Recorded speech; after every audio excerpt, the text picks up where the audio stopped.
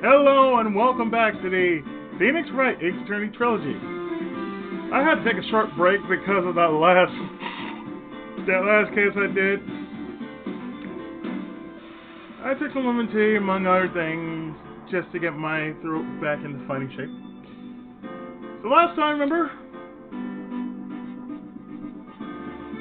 It was, as I stated in the description, the tiger's roar was as useless as a kitten's fart. But now, we're actually going to do something different. We're actually going to go back into flashback mode as we learn a little something more about the dark history between Mia Fey and Delia Hawthorne. So let's go right into episode 4, talking about beginnings, the trial, part 1 of 1, or part 1 of 2. Take your pick.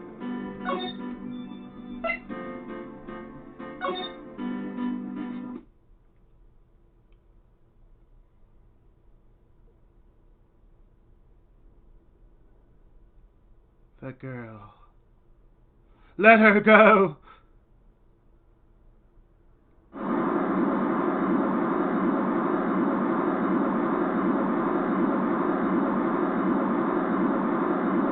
It's almost like a scene out of a movie.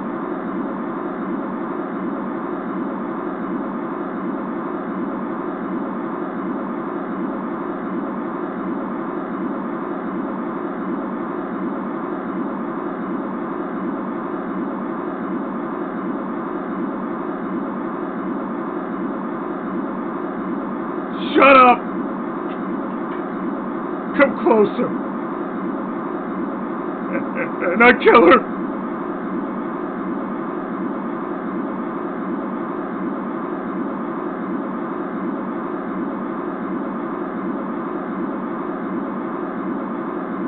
Sorry.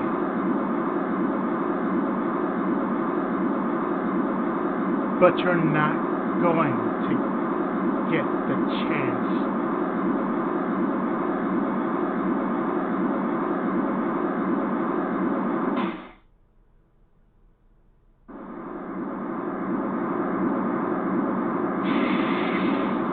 The question is, who fell into that water?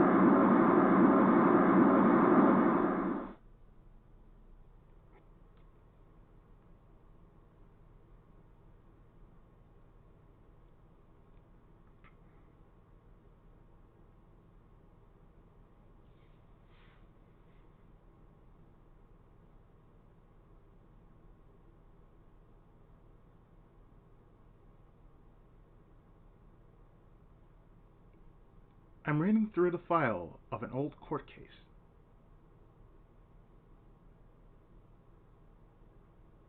It was the first case of my longtime mentor, Mia Fey.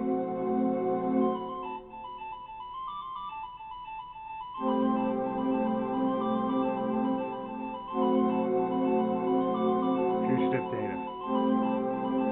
Fugitive data 1.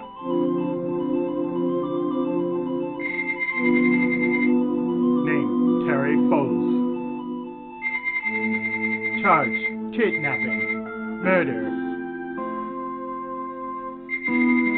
Sentence, death penalty.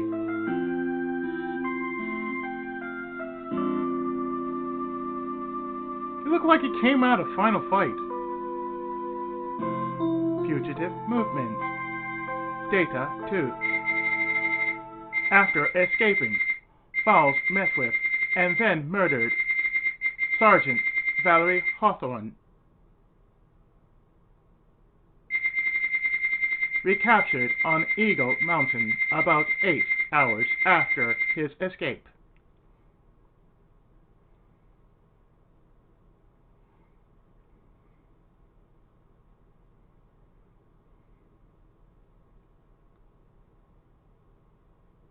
Her very first client was a death row inmate who had recently broken out of prison.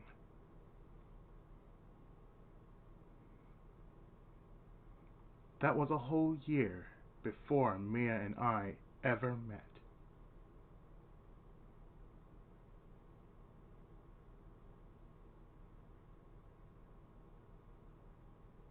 It looks like he's in the hospital.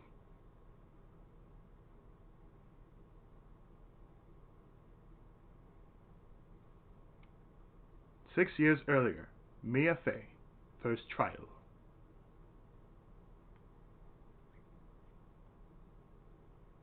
I'm putting two and two together in this version than in the original version, which I was just playing it through like, normal Let's Play. But second time around, things are quite different. February 16th, 9:24 a.m. District Court, Defendant Lobby, number 4. I'm so nervous. I feel like I'm going to die. I never should have accepted this case.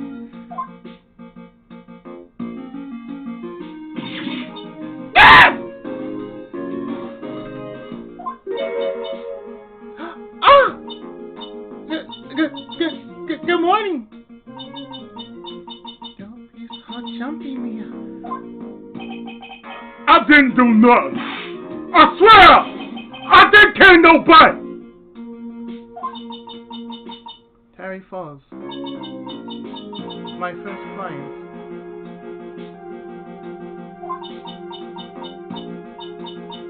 Sentenced to death 5 years ago. And now, a prison escapee. Yeah, he escaped getting executed. Good Lord. Just relax, Mia. Make small talk and choose your election. So why did you escape anyway?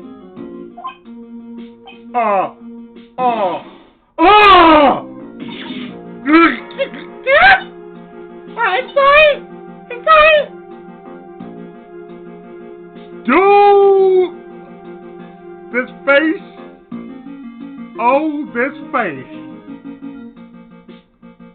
Son, what is wrong with you and that face of yours? You hungry, dog? You need a Slim Jim? I didn't do nothing. I didn't kill nobody. I never, yeah. I didn't came from nowhere.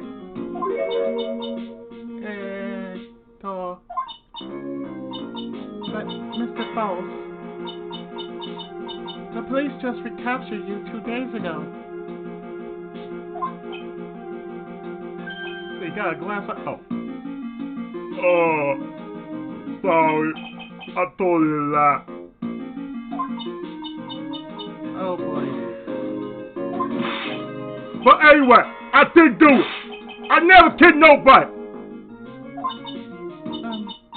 Sorry for asking, but you're on death row, right?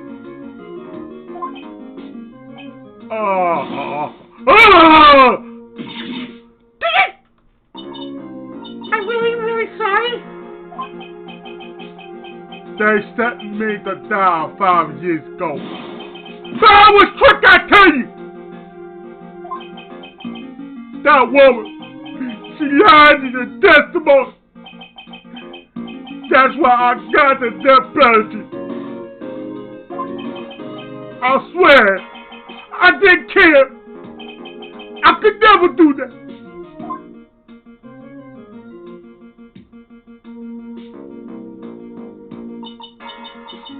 Two days ago, he escaped from the police wagon when it crashed. Then about 8 hours later, a policewoman was murdered before the police could recapture him.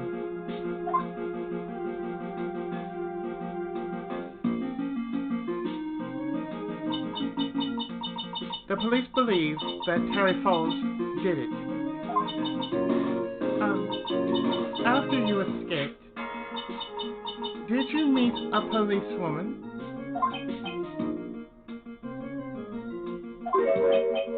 Yeah, I did. She's the reason I escaped. So that much is true. You did meet with the victim. But I didn't kill her! She was alive when I left. She was alive! It's true! I can trust you, right? I mean, I should. Ha!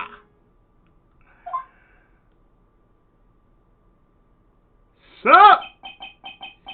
You're not going to figure out the truth by just staring at the guy.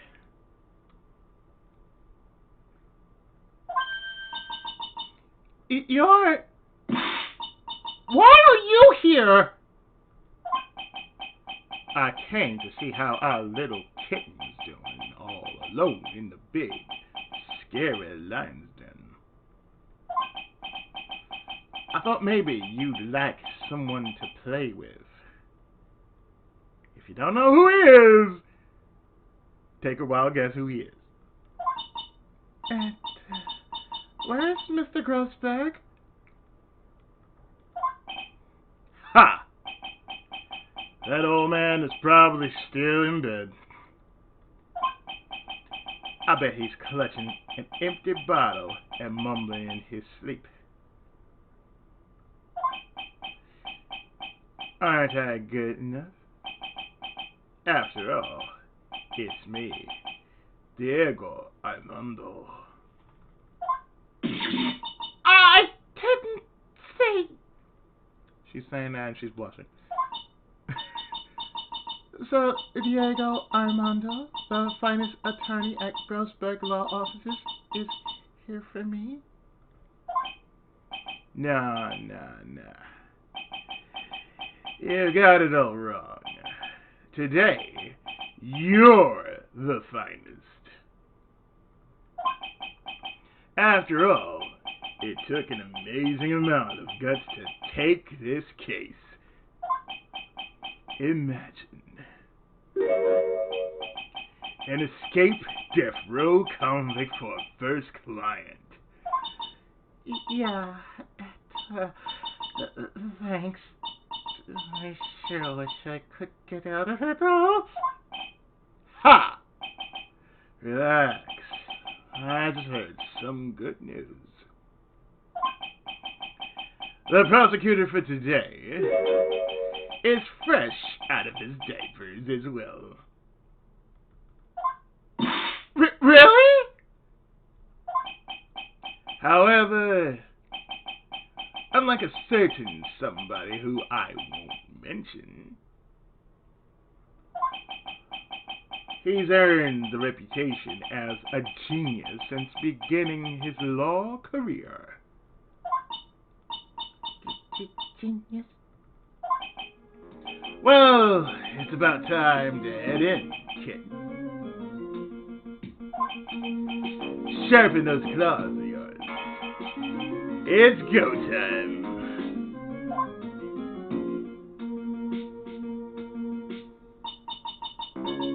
Our solitary confinement cell for the condemned must be the world's loneliest place.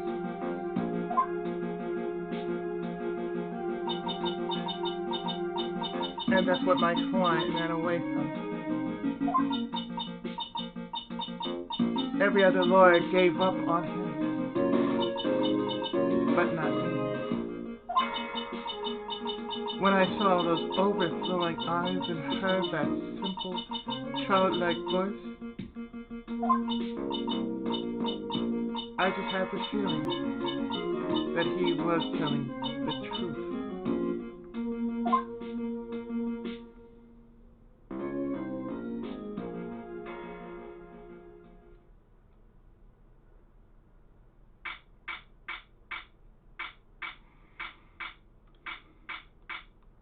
10 a.m. District Court. Courtroom number 4. And we got a different judge here. And the cup of coffee remains. Court is now in session for the trial of Terry Fellows. The defense is ready, Your Honor. The prosecution has been ready for a while, Your Honor. I understand the lawyers for both sides are newcomers.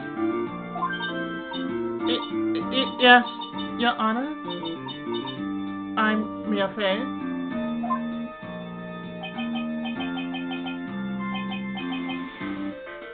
Miles Edgeworth, Your Honor.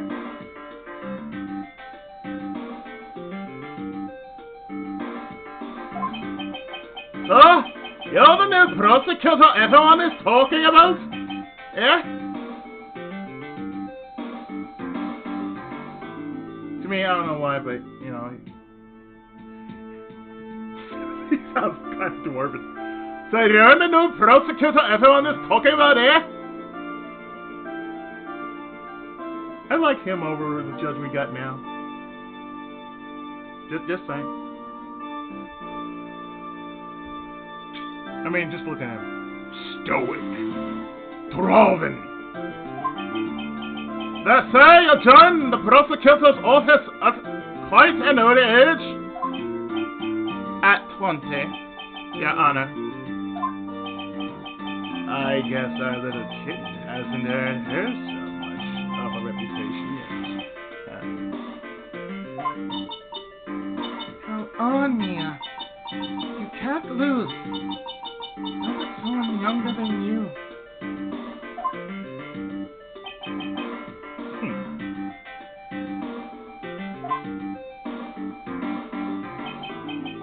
Young people running a trial.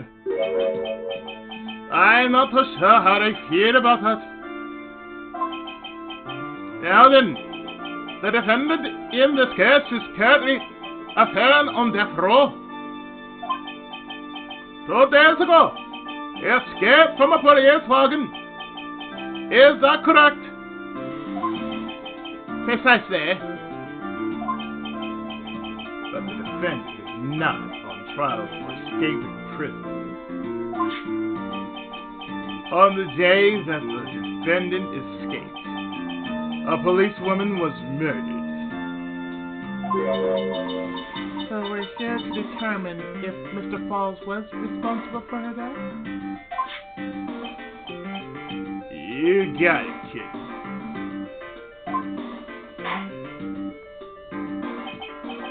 Well then, Mr. Edgeworth, let's hear your opening statement. Yes, Your Honor. It was 5 years ago. The defendant, Terry Fellows, was sentenced to death in this very court. His crimes were kidnapping, extortion, and murder. The girl he threw off the bridge was only 14 years old. A truly horrible crime. I remember it well. There was no decisive evidence, so the trial was long and protracted.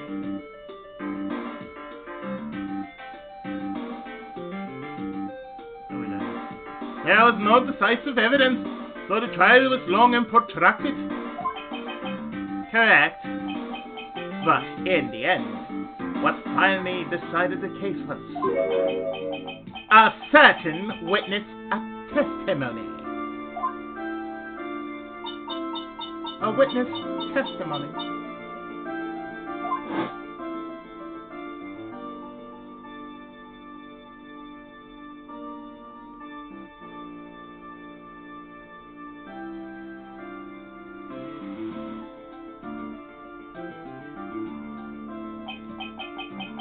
The testimony of Detective Valerie Hawthorne, the person who confronted this criminal. She arrested Mr. Falls at the scene and later testified against him. She said she witnessed Mr. Falls throw his young victim into the river.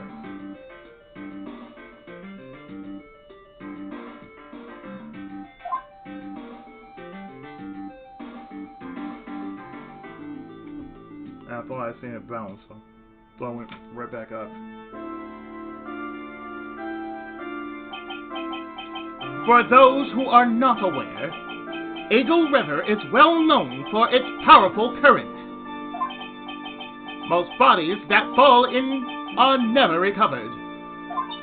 So Hawthorne's testimony was the one that put him away. That policewoman you just mentioned, that wouldn't be. Exactly. The victim. The same woman that was killed 2 days ago. Police Sergeant Valerie Hawthorne. Aha! I see. The man who was sentenced to death based on her testimony escaped 2 days ago. With only one thing on his mind, to take revenge against the one who convicted him.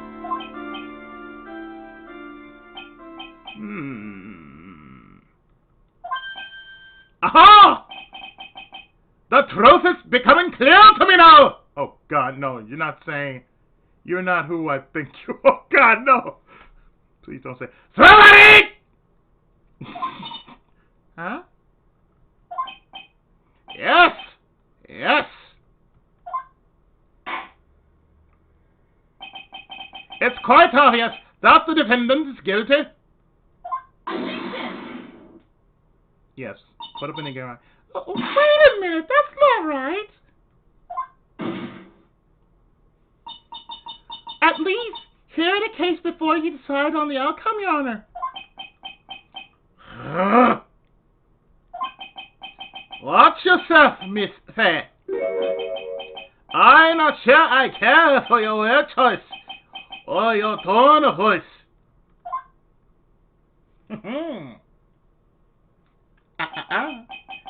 Young people these days simply don't know how to respect their elders.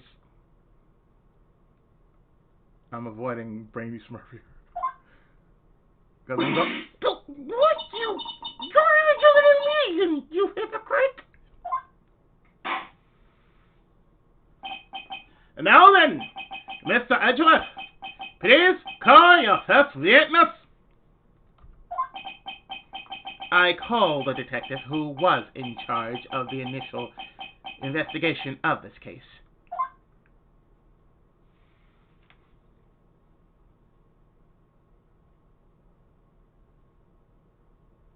He had a better suit than that. Witness. State your name and occupation. Gumshoe. Get Gumshoe. I'm the homicide detective in charge of the case, sir. I finally got promoted to the detective division half a year ago. I don't believe anyone asked you about that. Hey, ma'am! You got any idea how much work it takes?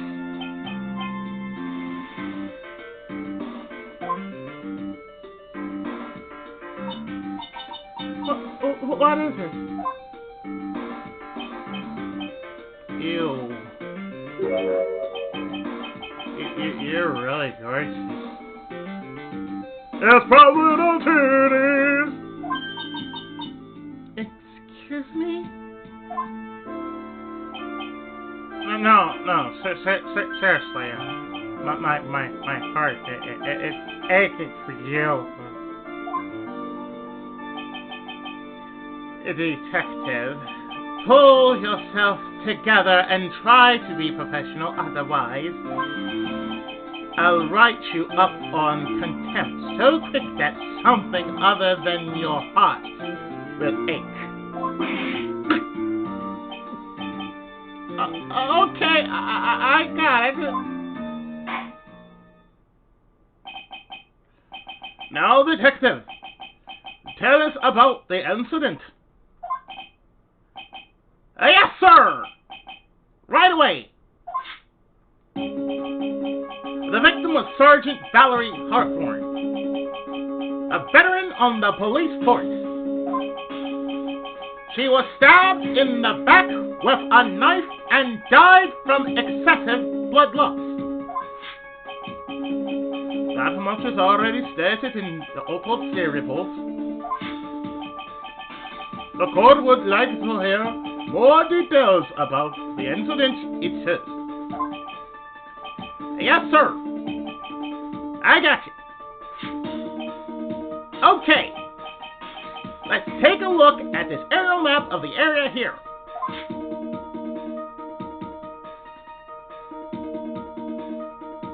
I read that way you're supposed to, the way it's text supposed to be Edward G. Rouse. It's like, see? No. Let's say, sir. This is a sketch of Dusky Bridge, an old suspension bridge. And the river that runs under there is Eagle River. The victim and the defendant met there, on top of the bridge. After stabbing her in the back, the killer carried the victim back to his car. He was recaptured at a police checkpoint as he was trying to make his getaway, sir.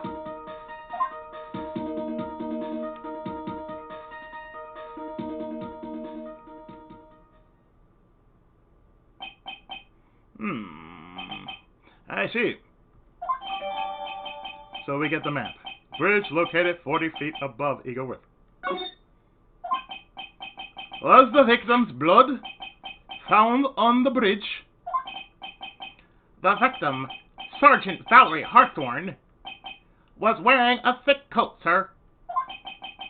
Unfortunately, no traces of blood were found on the bridge.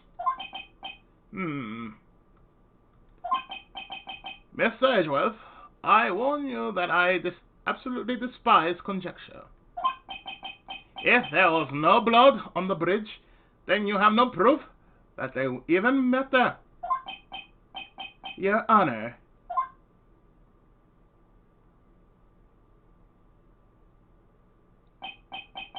If you would listen to the testimony we have prepared, I'm sure you'll be convinced. The two of them most certainly did meet on the bridge that day. Why, Mr. Edgeworth, I'm not sure I like you wagging your finger at me as though I was some hoser. Detective, proceed with your testimony. Yes, sir.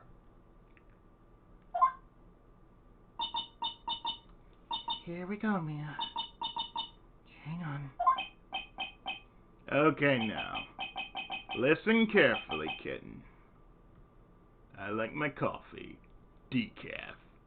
Oh, sorry for that. One little mistake and this guy will drink you for morning tea.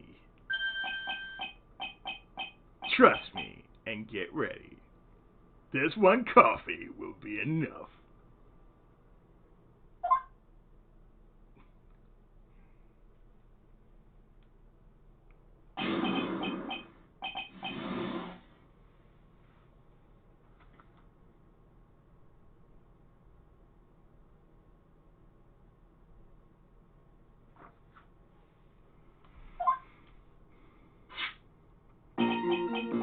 On the day of the incident, an unknown person phoned the sergeant and asked to meet. Sergeant Hawthorne went to Dusky Bridge at the designated time and met with Mr. Falls. And that's where she was brutally murdered, sir. The criminal stuffed her body into his car trunk and tried to make a getaway.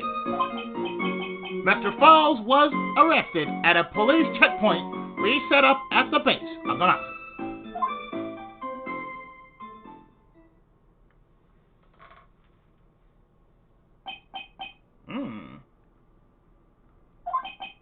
Well, you certainly have established the importance of the bridge.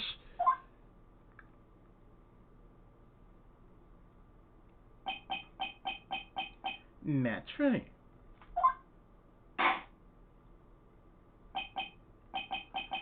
Now, would the defense please hurry up and proceed with the cross-examination? Yes, Your Honor. Cross-examination coming right up. Hey, settle down there, kid. If you keep trembling like that, you're gonna make me spill my coffee. Diego Armando for Folgers. I'm not trembling. It's just cold in here. The courtroom can be a cold battlefield, all right. Especially for a beginner. I don't need you to worry about me. Thank you for worrying about me. I mean, the defendant, the witness, everyone's a beginner in here. Ha! You got me there. But maybe you should keep your claws out and show them what you got, kid.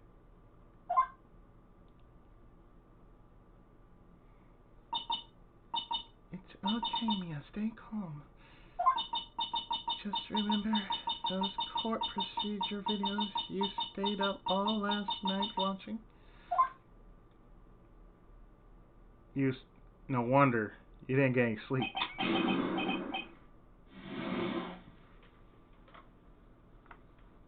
So we got the following.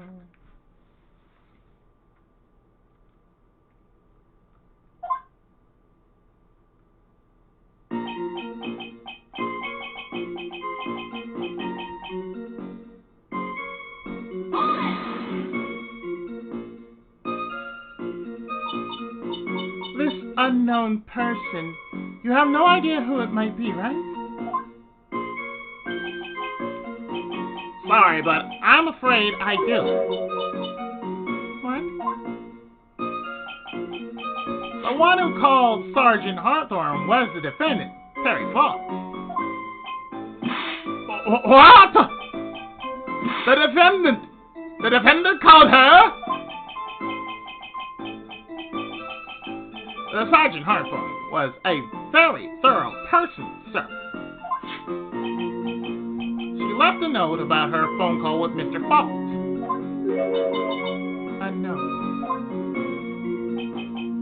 Yeah, a top secret memo that she left at her desk. So we got her note. Confidential police materials written by the victim.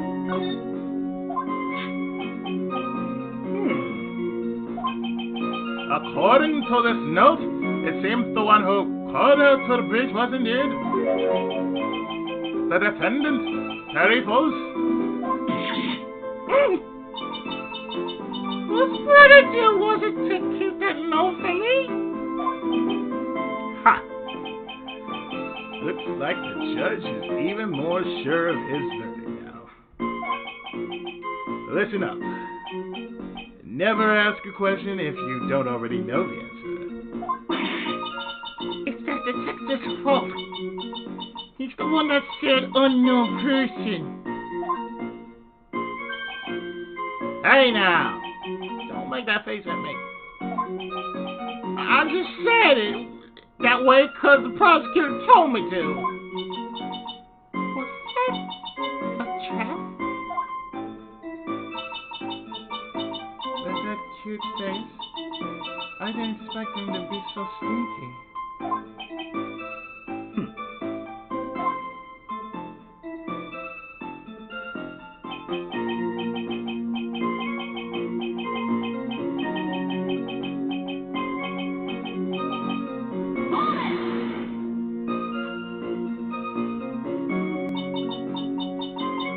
A bridge up in the mountains. But why meet there? Because it is a very important place to the defendant. That's why. What do you mean by that? If you remember, 5 years ago, the defendant kidnapped a young girl. He was chased onto a bridge, and it was there that he killed his hostage. And the place where all of this occurred is, of course, Dusky Bridge.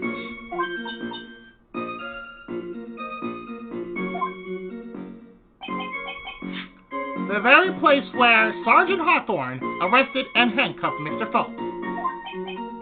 Ha! Returning to the scene of the crime. How nostalgic.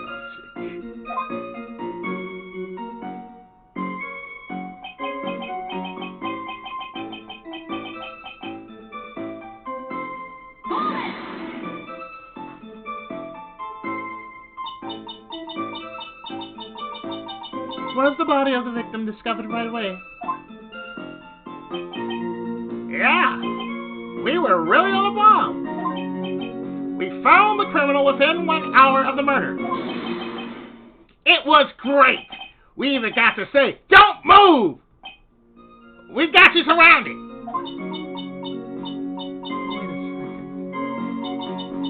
a second. Isn't that something weird about that? The location was a suspension bridge up in the mountains. So how did they find out about the crime so quickly? Sergeant Hawthorne must have mentioned the phone call to someone else, right? Ha! If that's what had happened, then she wouldn't have been killed.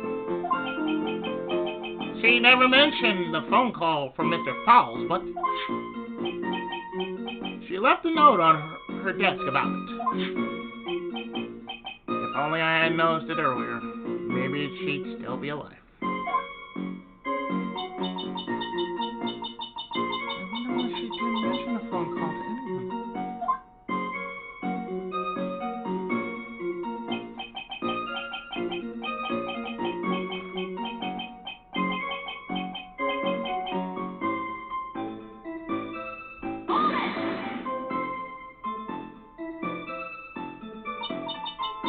Mr. Falls had a car, then? Well, that bridge is way up in the mountains, man. The defendant and the victim both went up there by car. I mean, how else, right?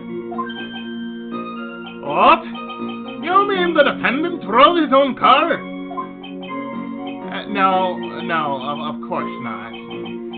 It was stolen. Stole it from a young couple that had been waiting at a red light. Coffees! I'm not sure how you feel about coffees. Is this guy sure about how he feels about anything? This is a photo of the stolen car's trunk.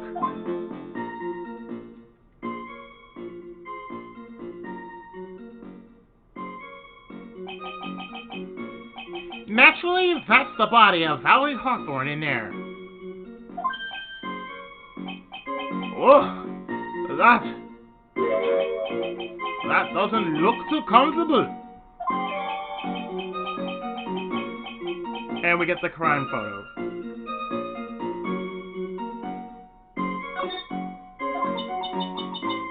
The victim. She was stabbed in the back, correct? Yeah. Ha! For some reason, men always seem to get stabbed in the back.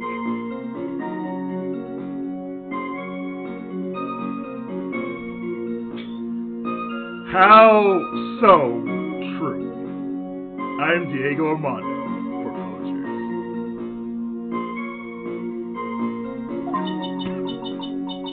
We're talking about a woman here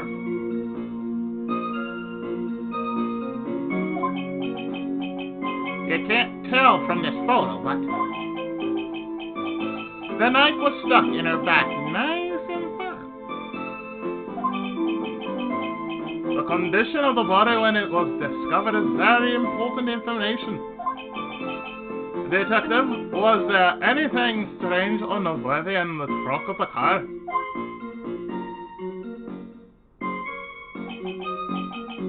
Here's a photo of the trunk, but I don't see anything strange, do you? Anyway.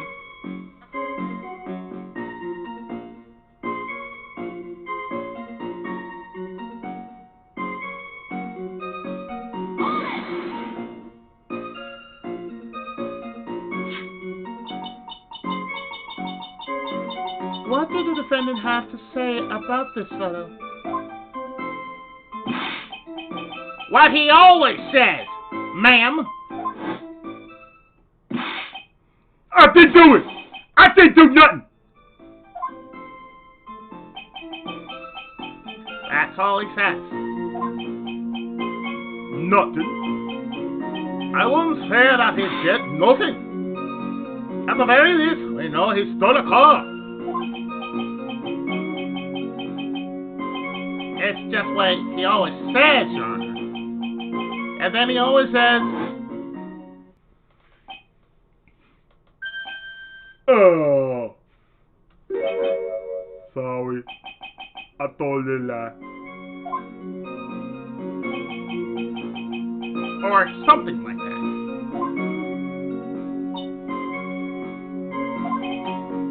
Well, in any case, it seems he was caught and arrested. Precisely.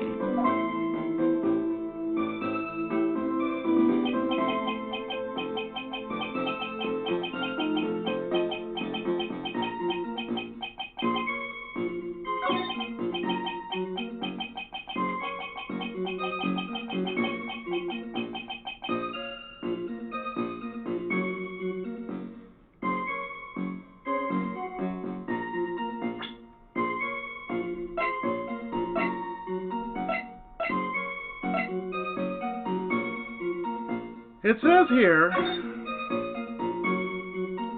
falls 4 p.m. and 4:30 p.m. at that bridge. Wear white scarf for identification. Talk to Dahlia. Tell her this time the whole truth must come out.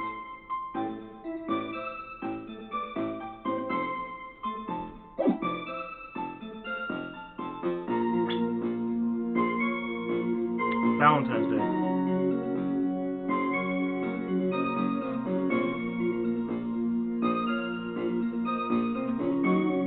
You know what?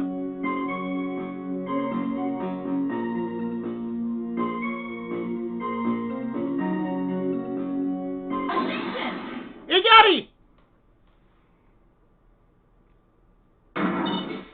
Witness!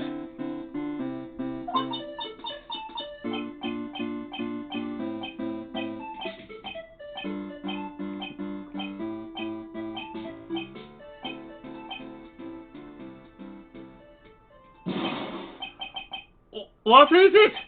Do you have something to say, monsieur? I'm sorry. I totally forgot what I was going to say. This is the first time I've ever had to actually address someone like that.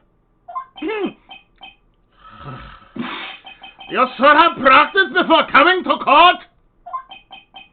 Honestly, monsieur, I'm not sure I like this. Say there, little kitten. Want a piece of my coffee candy? Candy? Well, you're still too young to be drinking real coffee. 20 is not too young, goddammit! I've been drinking coffee since I was 6. Come on now! Shake it off! You're a lawyer! Detective! Yes, ma'am. This photo. You said that there was nothing peculiar about it. Is that correct? Yeah, that's what I said. Well then, I suggest you take another look at the notes written by the victim. No. It very clearly says, wear white scarf for identification. The caller must have forgotten what the victim looked like. Thus, this special request.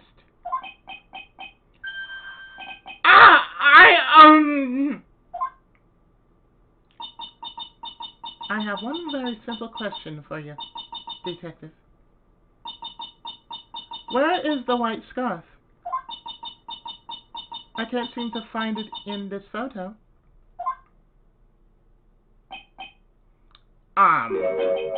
Well, to be honest, we didn't find it in the trunk, ma'am. And you stopped there! You should have looked for it! Ah!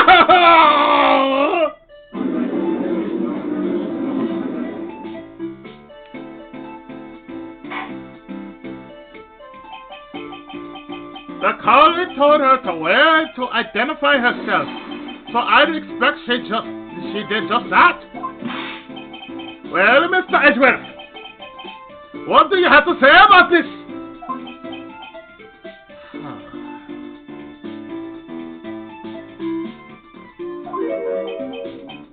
I see the defense is a little lacking.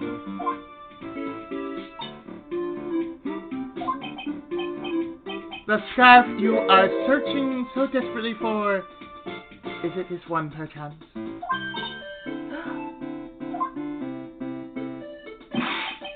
Where'd you find that, sir? On Dusky Bridge.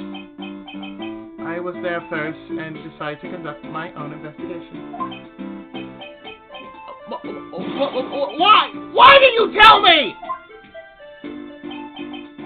I made a decision to keep all pieces of evidence in my personal satchel. It's the safest place I know. That hotshot sure has a flair for the dramatic. Diego Armando takes his choice. It's not exactly white as the caller requested. But as you can see, it's close enough for what it was intended for. It looks like it spent some time in the mood. Not surprising. It was drizzling on the mountain that day. Prosecutor Edgeworth. He was intentionally hiding that scarf the whole time. The court will accept the scarf into evidence.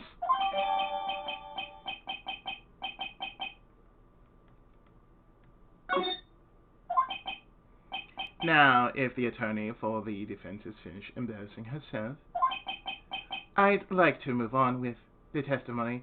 That is all right with you, isn't it, Miss Fay?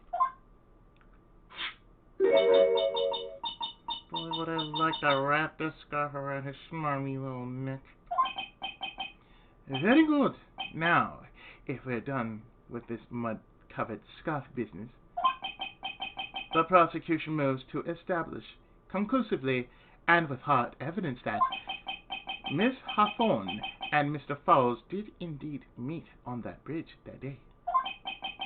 Furthermore, we will show exactly what occurred there. That sounds quite promising.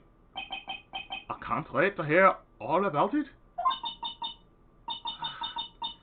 Everything is moving at his whim. Don't forget, kitten. There's a reason why everyone considers this kid a genius. A genius, huh?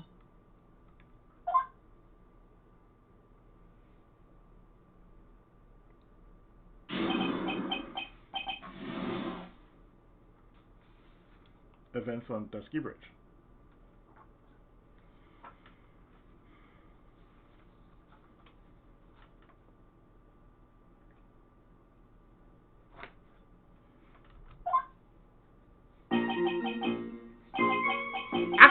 there's an eyewitness who was there when the incident took place.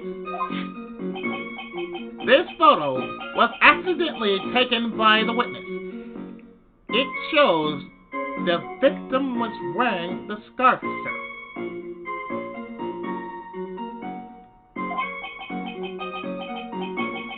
It was drizzling that day, unfortunately. It's a little hard to see what's going on. Anyway, the criminal shoved the victim down from her... Let me read that again. Anyway, the criminal shoved the victim down from behind and stabbed her in the back. That must have been when the scarf fell off.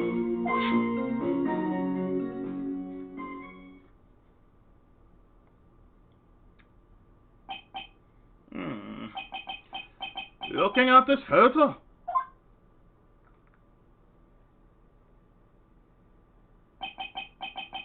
you really get the sense that this bridge is very high up? It is about a 40-foot drop from the bridge to the Eagle River down below. Mr. Edgeworth, who took this photo anyway? Let's just say that it was a well-intentioned third party. Aha! A potential witness! So why isn't this person in the courtroom? Well, they said they absolutely did not want to testify. The person in question is very delicate, Your Honor. Besides, as long as we have this photo, we see no reason to compel them to testify.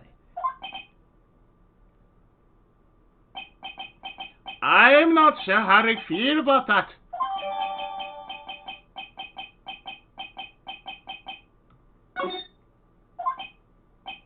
So, as you can see, Terry Foles had both the motive and the opportunity. I think it's quite clear at this point what happened on that bridge.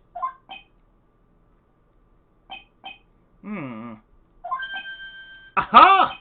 The truth is becoming clear to me now! Okay.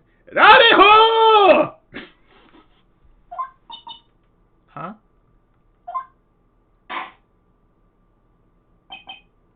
Yes, it's quite obvious.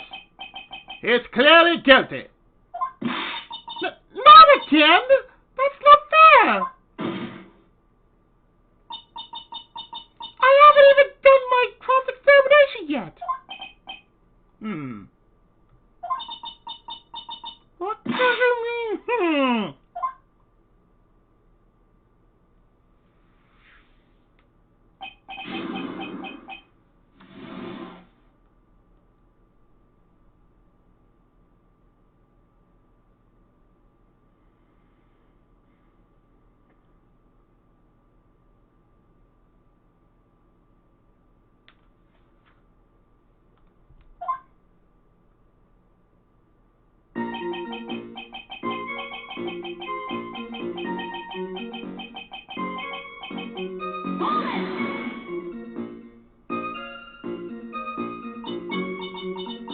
Who is this eyewitness?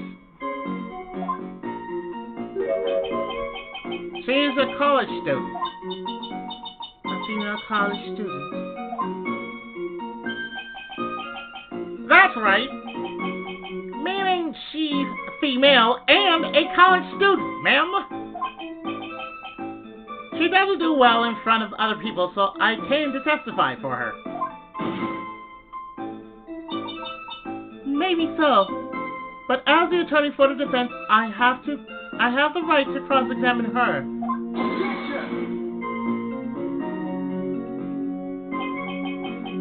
For the time being, we are not relying on the witness statement, that's all. What is that supposed to mean? The prosecution has other, more decisive evidence. Our case doesn't rest on the vague testimony of a female college student. You sexist son of a bitch, you. A female college student there. It means she's female and a college student, sir. If you absolutely must hear her testimony, you'll have to give us a good reason why.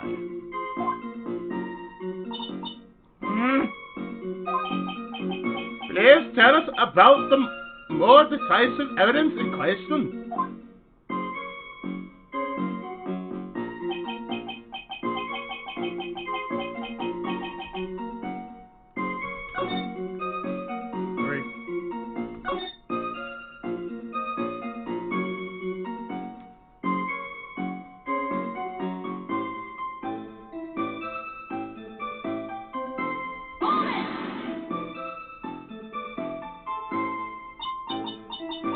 Is that part of the witness testimony as well? Of course it is. He pushed the victim hard in the back, and she fell down right on her stomach.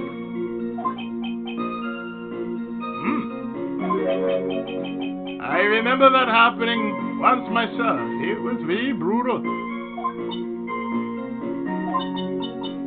Are you talking about seeing someone get pushed, or were you the one getting pushed?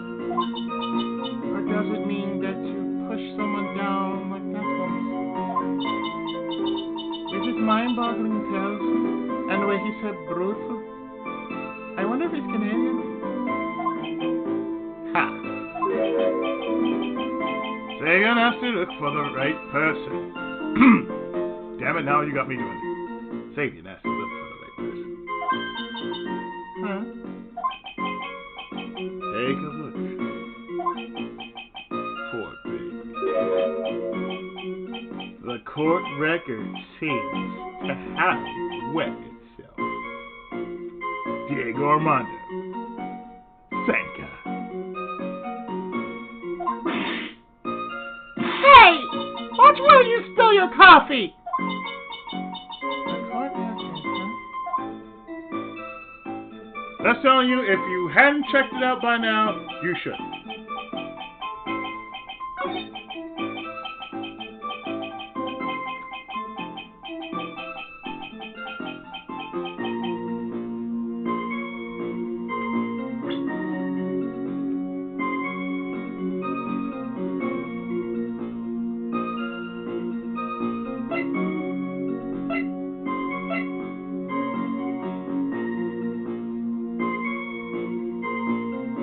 You got it?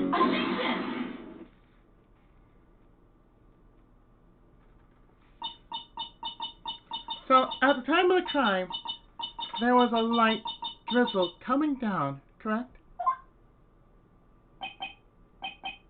Yeah, and fog, too.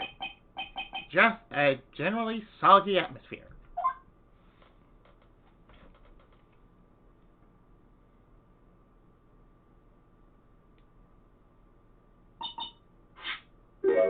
Well, I have evidence that doesn't go with the soggy atmosphere.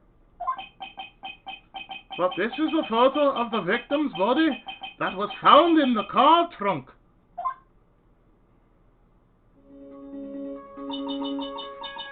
Considering the conditions at the scene of the crime, something isn't right.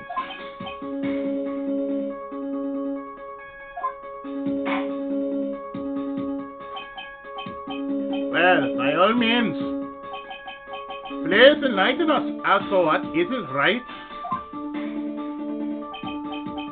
What is it about this photo of the trunk that doesn't fit with the conditions that day?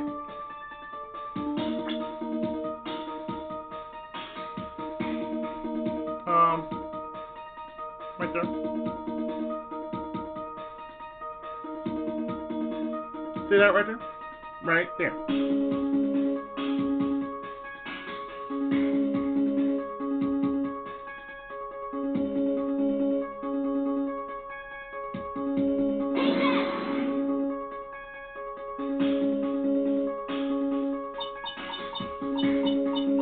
Naturally, the answer is right here. The victim's coat. As far as I can see, There is nothing strange about it. That's exactly what's strange. Recall the testimony. What were the conditions on the bridge that day?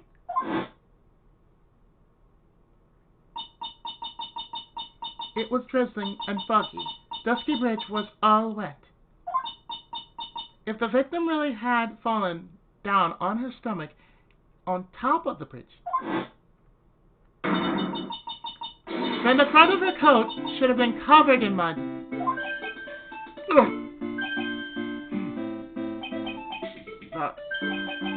That's exactly right. The other day, I fell on a muddy street and my gorgeous pale beard was befouled. Your beard was befouled. I do admit that the crime scene was quite wet that day. However, that doesn't mean that the top of the bridge itself was muddy. If Your Honor had fallen in the shower instead of on a muddy street. Your glorious hockey beard, pride of the legal league, would be wet, but not muddy. Fortunately, I have yet to test that. Still, your point is well taken. Can you prove that the surface of the bridge was muddy that day? The surface of the bridge. Ha! A real man wouldn't stand for a taunt like this.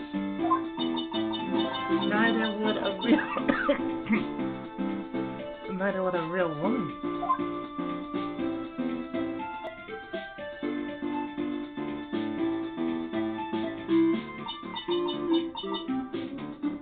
Of course I can.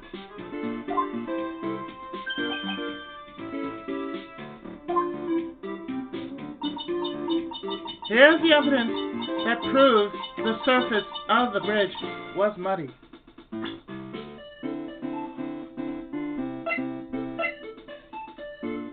Take that!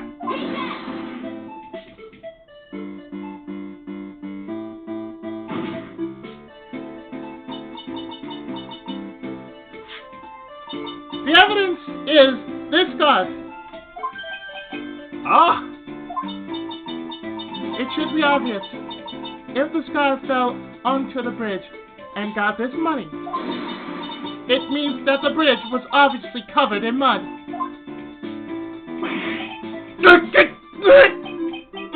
No!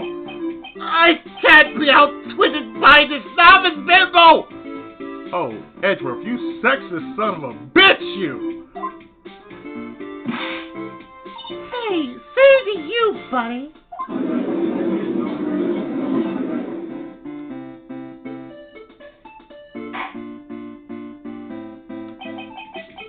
Miss Fair's assertion makes perfect sense to me. I do admit that there appears to be a contradiction between the condition of the victim's coat and her skirt. However, the real question is, why is there a contradiction? Huh? For every contradiction, there exists an explanation. Let's look at what the explanation in this case may be, shall we? Alright. It's not like he's really giving me a choice here. You're doing pretty well for a little kid.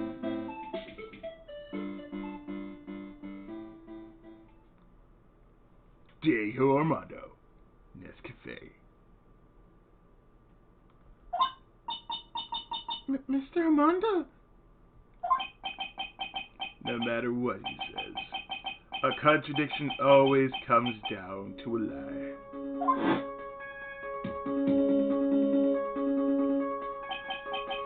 It's either the victim discovered in the trunk,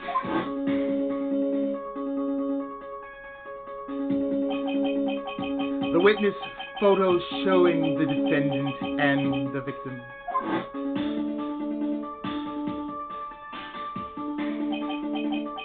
for the witness testimony that stated she saw the moment of the murder. Just relax and take it of it. It's pretty simple, listeners. The false evidence. It's one of those three.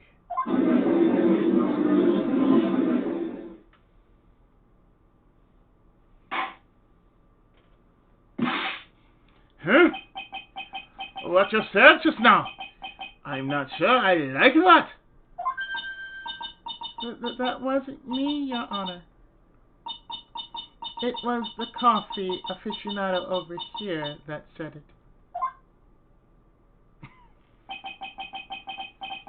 This court is not in the habit of accepting false evidence, you know. Blame it on him, Your Honor. He's the one trying to slip false evidence into court.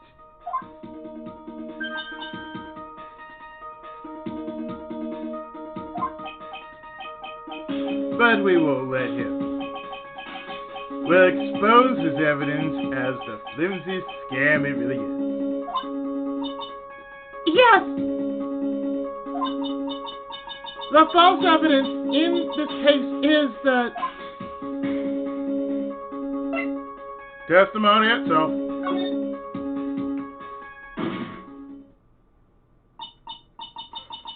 It is a no-brainer. Obviously, it's the witness that's suspicious. During his earlier testimony, the detective pointed out a crucial fact. The criminal shoved the victim down from behind and stabbed her in the back. Now, is that testimony exactly what the witness claims to have seen? Yeah, that's what the witness told us.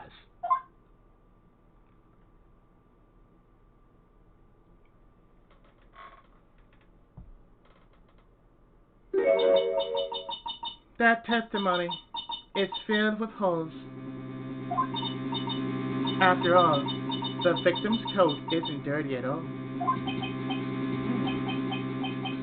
That's true. Ha! It's not just true, it's the truth.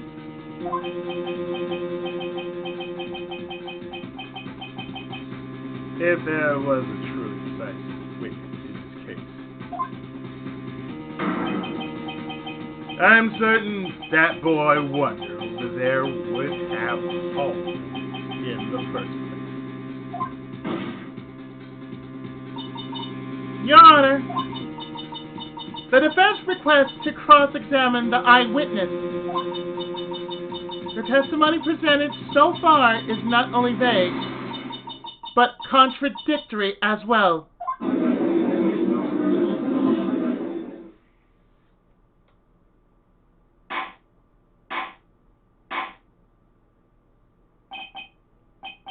Well, Mr. Edgeworth, it appears that we'll need to hear from your mystery witness after all.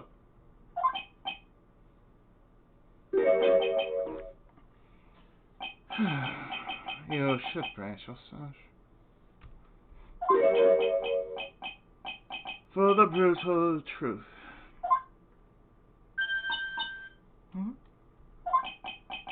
Your Honor, the prosecution has no intention of hiding the witness from the court.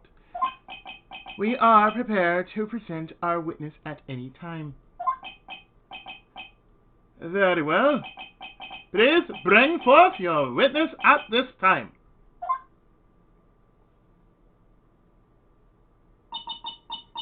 What Mr. Edgeworth said kinda worries me.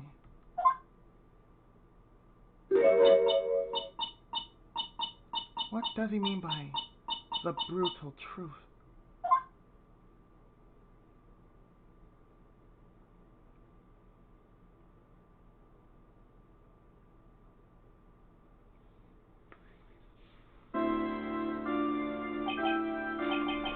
Now, let's proceed with the testimony.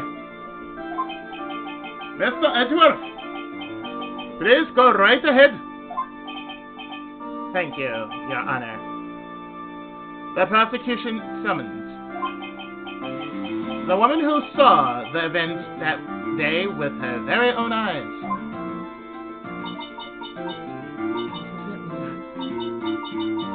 The battle begins here.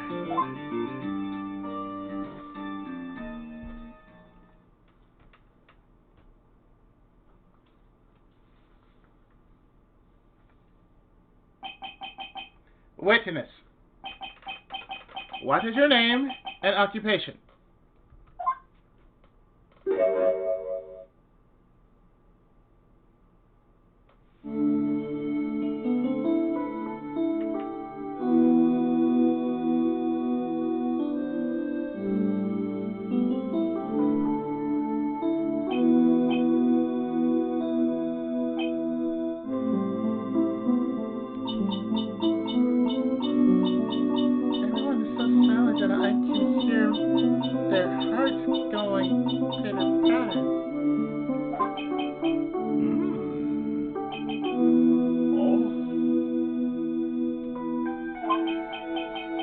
When I look at you, how can I put it? You look as scrumptious as a double-double and a dozen donut holes.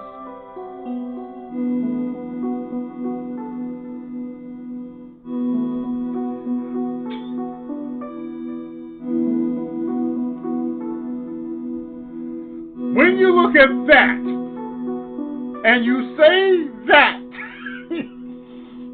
when you look at her, and then you say that, I feel like I want to hurry up and hand down a verdict just to have a bite.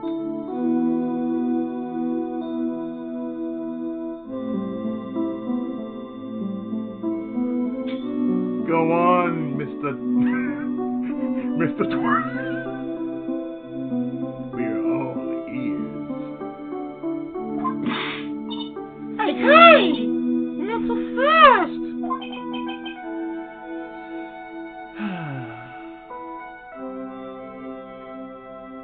as I said before,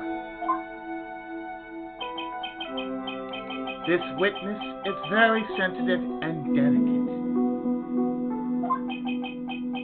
I would ask the court to please exercise care when addressing her.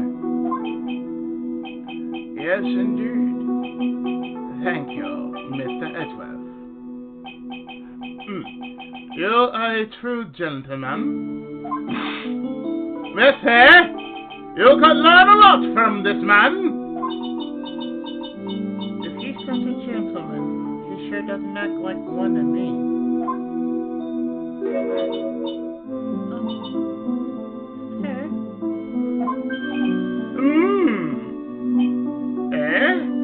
Yes, my dear. This is my first time, so I'm sure I'll make a lot of mistakes. Anyway, I just wanted to say I'm sorry for all the trouble I might cause.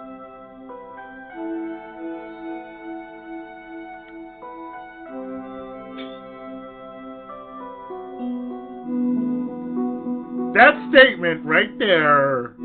That statement.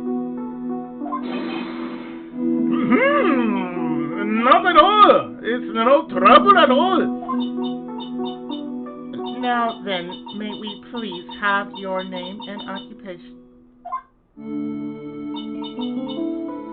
My name is Mr. Foster. I'm a college student. A freshman in the literature department.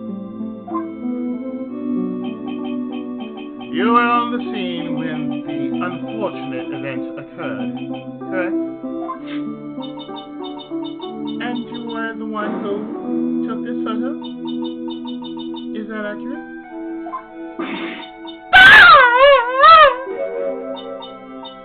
How can you be so mean? Now, see here!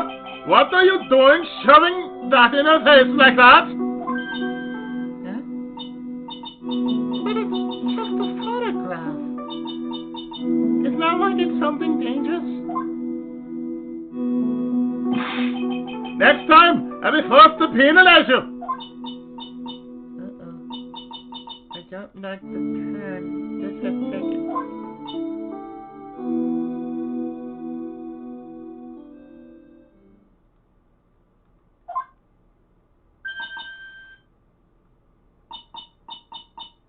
Is she staring at me?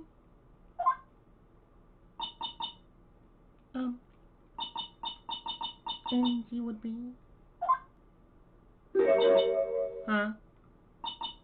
I'm the defense attorney. My name is Mia Fey.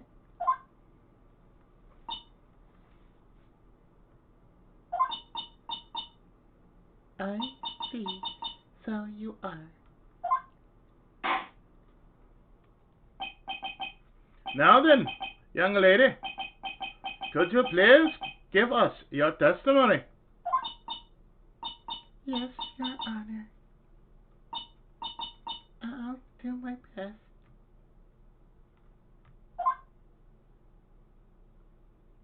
Imagine if she was in a fighting game. That's all she would be like. So all she would attack would be butterfly.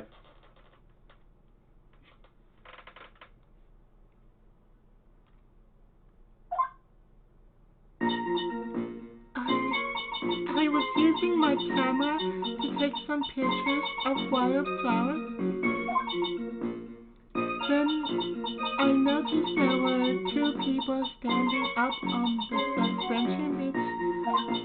Suddenly, they just started fighting. That's when I hurried and took the photo that shows the crucial moment.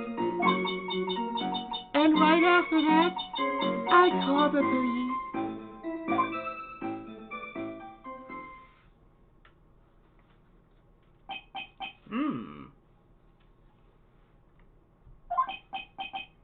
By the way, where were you standing when the incident occurred?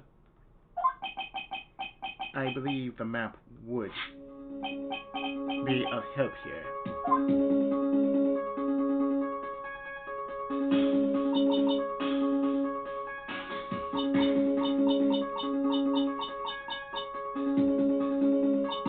I was standing right over here. I was standing in a beautiful field surrounded by tall trees.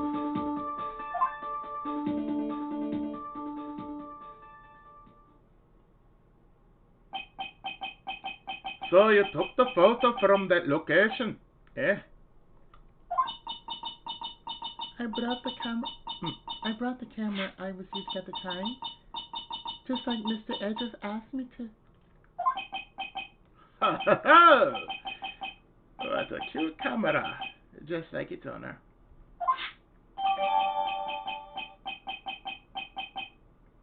I have a camera like that, only it's gray. I need to get a new one. I don't know where the hell it is. Alright then, Miss Fair. Time for your cross-examination. But I warn you, make the witness cry again, and you'll feel the wrath of my gavel.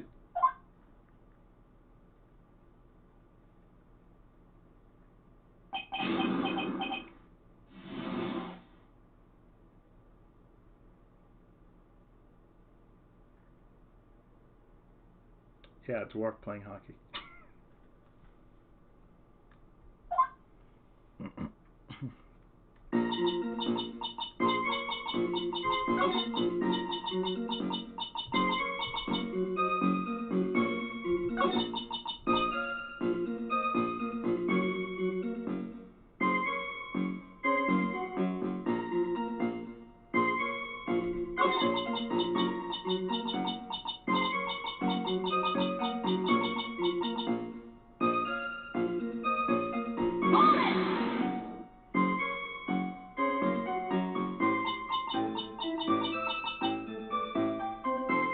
Why did you take a photo?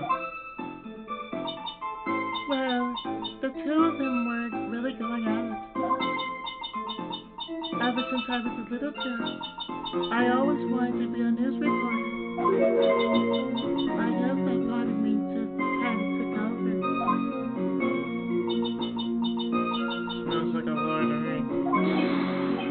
Yes, I understand completely. Even now, I can't completely abandon my boyhood dreams. I still use my grandson to set my comedy routines on. So you want to be a comedian, huh? But it has a bear on it. All I could do was use my camera. So I took the photo of the crucial moment and gave it to the police.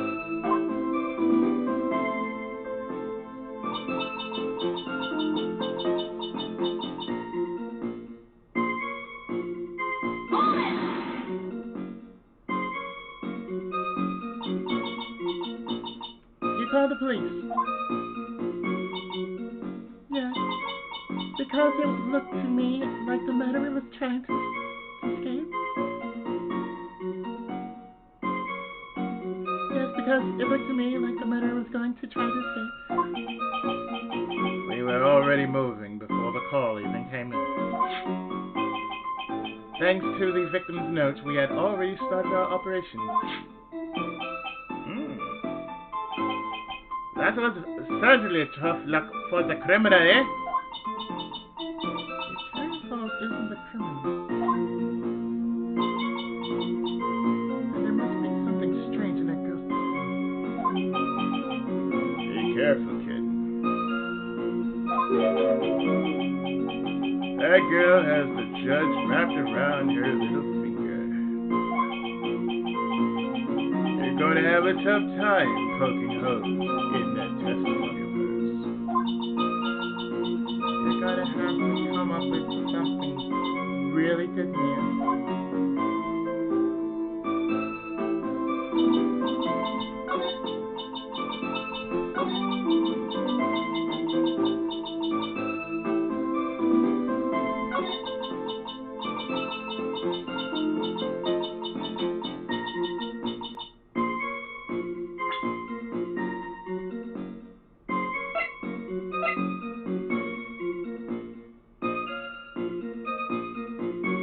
You get it?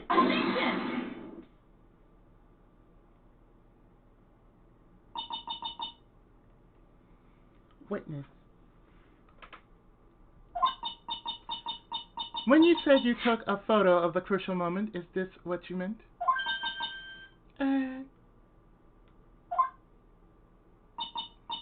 All I can see in this photo are two people facing each other. You testified that you saw the two of them starting to fight. Normally, that's the kind of thing we would refer to as a crucial moment. Why haven't you presented a photo like that?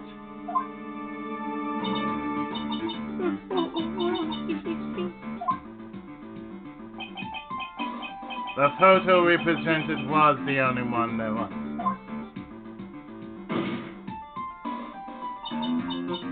But if you really wanted to capture the crucial moment,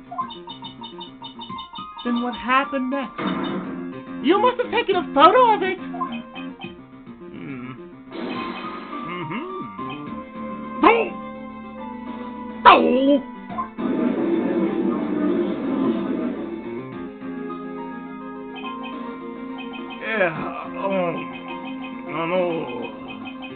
My apologies, young lady. But Miss Fair's assertion is not without a certain amount of merit. You can certainly downplay a situation, Fanny. I'm sorry. I'm a very bad girl. You sure are.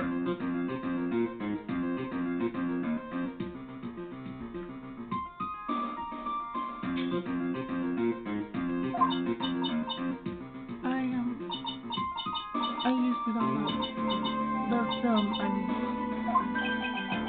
You ran out of film? This photo was the last one. What?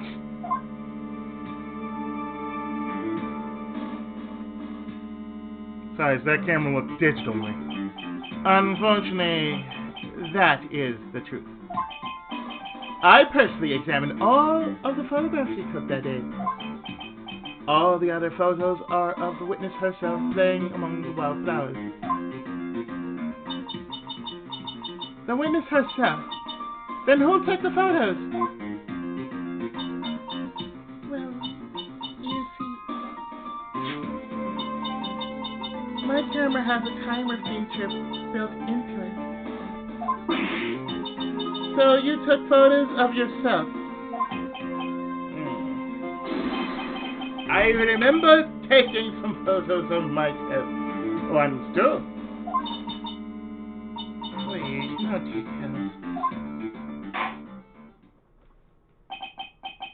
It seems that Miss Hare's assessment was not so decisive after all. Wait! Just a minute! Well, if she had no film left, she couldn't very well take more pictures, eh? Miss Foster, perhaps then you could tell us about a different sort of photo. Photos of the incident that you took with your very own eyes. Mr. Edgeworth, you're quite the poet. Very well then. Let's get back to the cross-examination. Let's hear your thoughts on the fight that you had witnessed. Yes, Mr. Judge.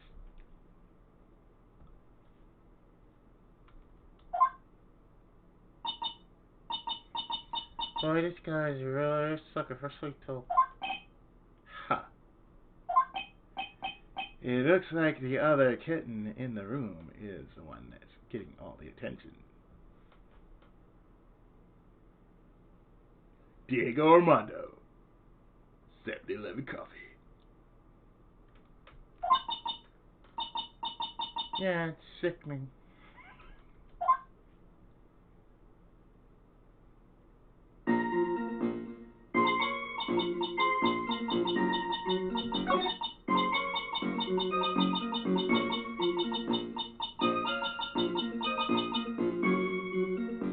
So what she said was the following, which should be here.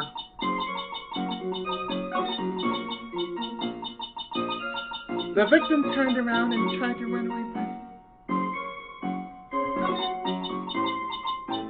she only got about 2 yards before she was stabbed in the back.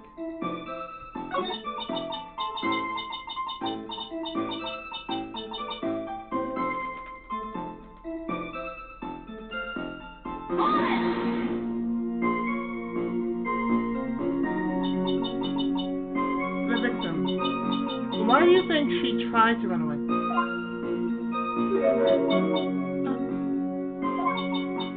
With her police training, she certainly knew better than to turn her back on a criminal.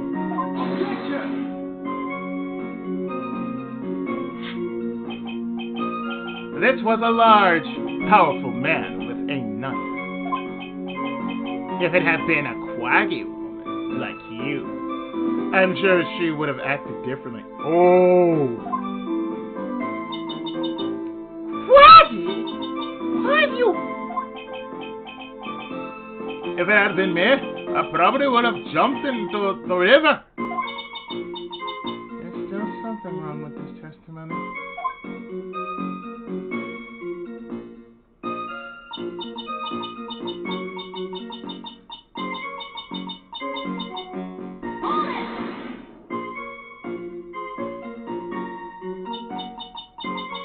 So you're saying Sergeant Hawthorne wasn't able to get away from him?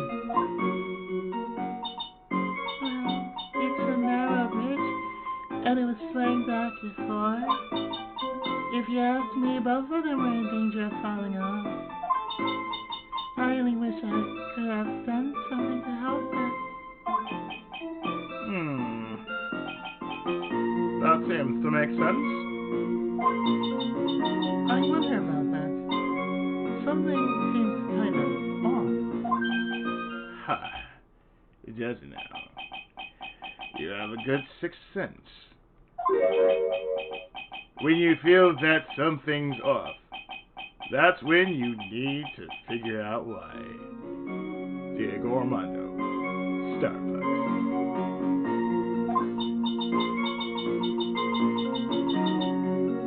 If Terry Falls isn't a criminal,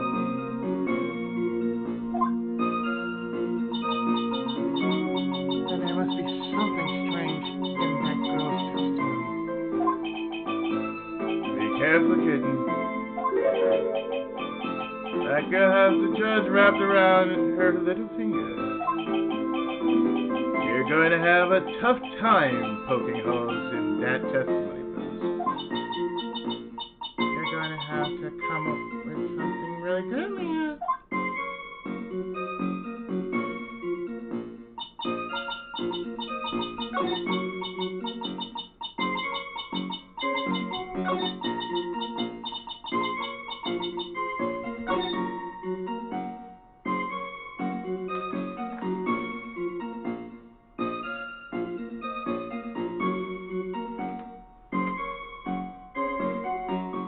In that case,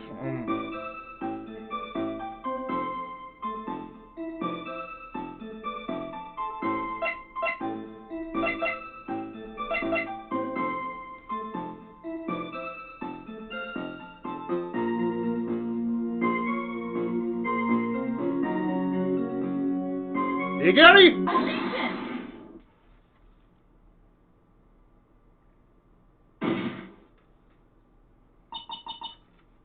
Witness, your testimony's a joke.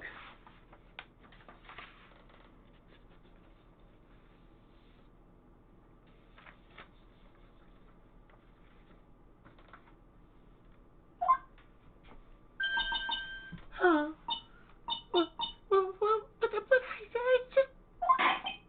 Miss Hare, I thought I warned you not to make the witness cry.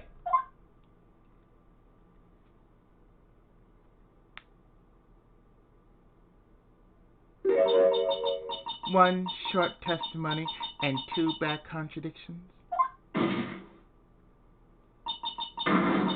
There's no possible excuse. You said there were two contradictions. I can't roll my eyes for life. It's simple. Just take a look at the diagram of the area. According to her testimony, the two of them were in the middle of the bridge. But if they were, and the victim had turned around and tried to run, well then, she would have hit a dead end. you said 10 yards, but she couldn't have ran even 5. Because Chesky Bridge is collapsed on that side. Ah!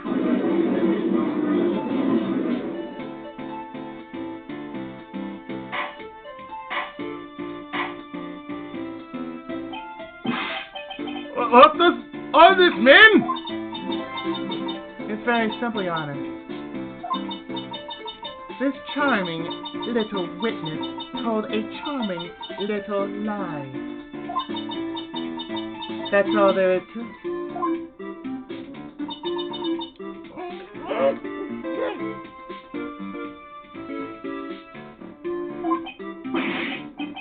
This beautiful young lady has been lying to the court.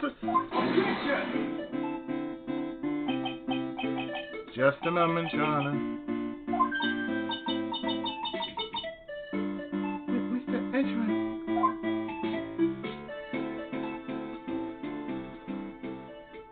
The name is Mitsurugi. Mitsurugi Reichi. Your Honor, allow me to personally apologize for the confusion. What do you mean? There's one major mistake in this diagram. What did you say? What are you referring to? It's all because this diagram was made after the incident occurred. It's a very old bridge. We couldn't find any official blueprint of it. So you're saying? I'm saying that even though this bridge is currently in disrepair,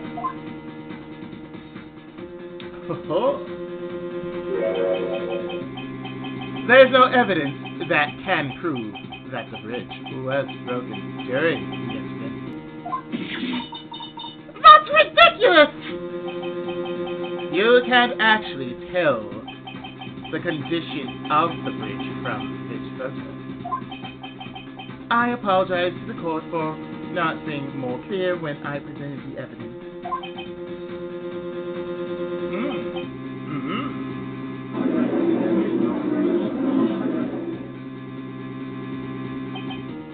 Ha! That guy's good. Huh? What do you mean? He planned it from the beginning. He's a genius, alright. That diagram of the bridge was his insurance policy. What? They're cowards! Well, Miss Fair, it seems you've once again made a reckless accusation. Hmm? I'm so sorry. I should have been more careful myself. No. It wasn't your fault at all. Now then, shall we go on with the trial? I'd like to establish once and for all what it was that the witness actually saw. Indeed. All right, young lady. May I ask you to please proceed with your testimony? But it's so hard to go on. We're all on your side, Miss Foster. There's no need to worry. Just tell us what you saw. Yes, sir.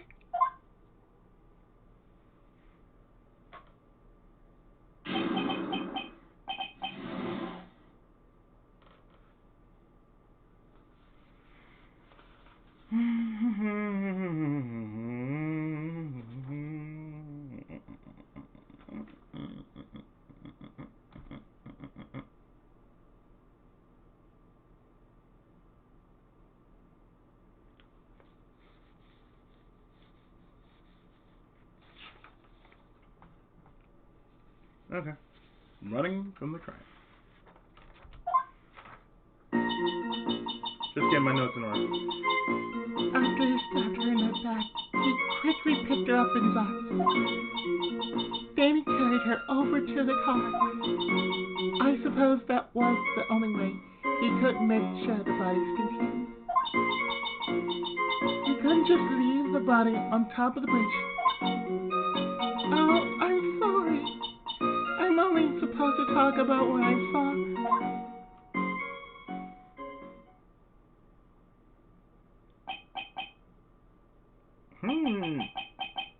Witness, such violence must have been difficult.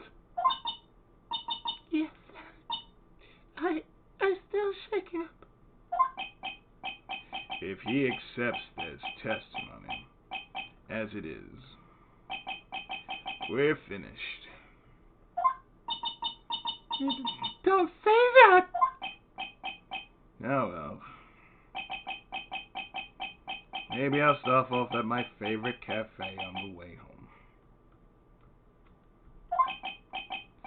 They make a really great mocha latte. Diego Armando, Dunkin' Donuts.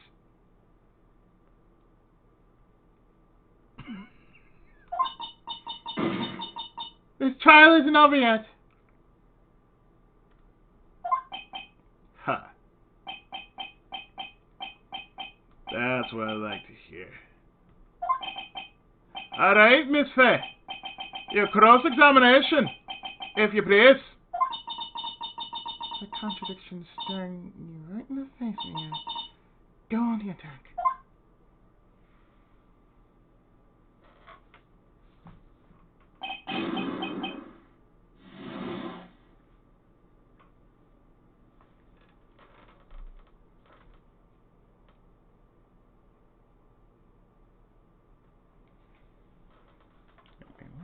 Okay.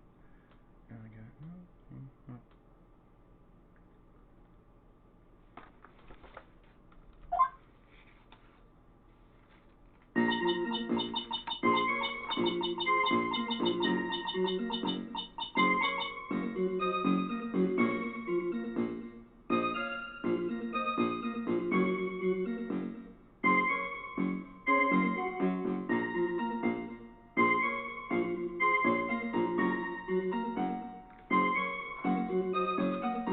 Let me read that right.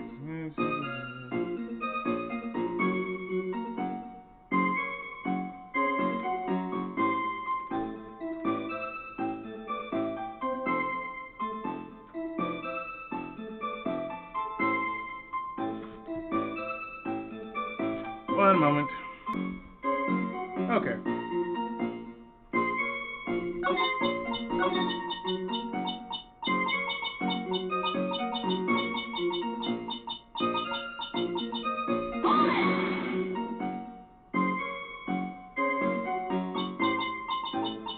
You mean the defendant carried the body all by himself? Yes.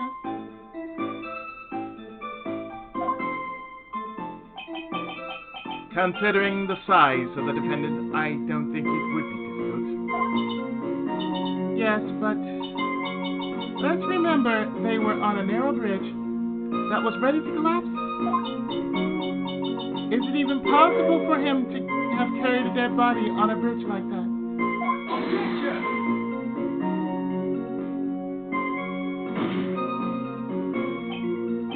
Well, the fact of the matter is that he did. That kind of talk is just silly. Why did he get so emotional all of a sudden?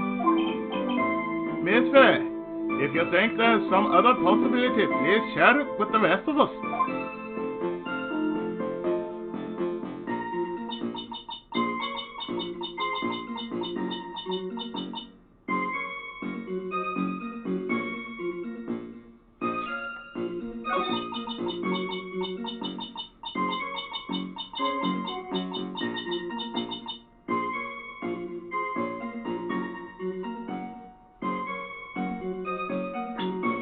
Well, I say otherwise.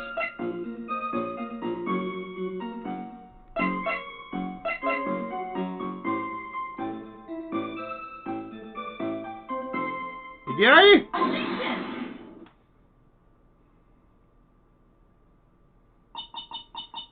A killer not wanting his victim to be found.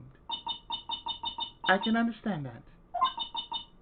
However, the idea of moving the body for that purpose is clearly odd.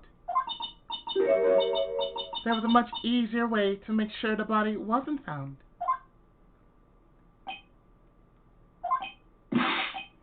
Well, what is it? Take another look at the map of the area and you'll see how.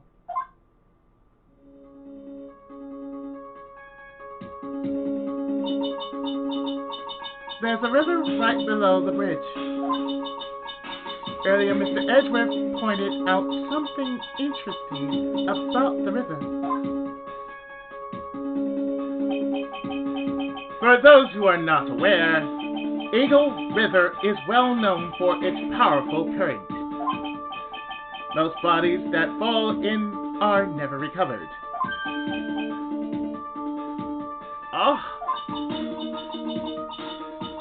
In the kidnapping case 5 years ago, the victim's body was carried away and never found.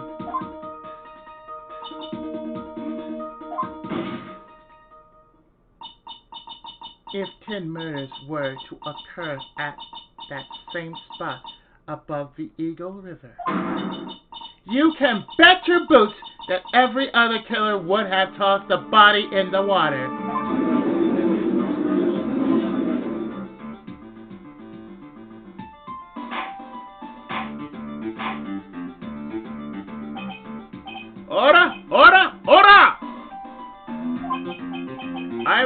and very careful for the way you put that, Miss Fair. But I must admit, it does seem odd not to have thrown the body into the river. Well, Mr. Edgeworth. Well, Mr. Edgeworth. How sad. Perhaps Miss Faye would do well to try taking a dip in the river herself. After all, you claim to be such an expert in the ways of nature. What are you talking about? My point is that no matter how odd you may find the killer's method of body disposal, the fact is that this is what the killer did. None of your arguments have anything to do with what the witness told. Right through. Miss Faye, it seems that your assertion is without merit, that after all.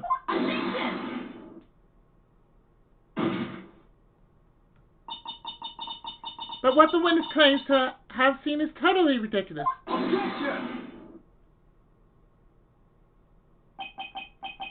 Surely you can't deny that the body was found in the trunk of the car. That's certainly consistent with what the witness had told us. Please, witness, go on with your testimony. I'll try. All you have to do is tell us only what you saw. Otherwise, the mean lady might yell at you again. Who is he talking about? All right. I'll do my best.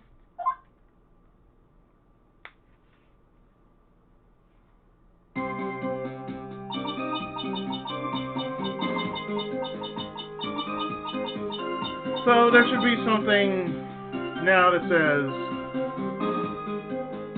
1, 2, 2A. The killer broke into the trunk of his stolen car and hid the body in there.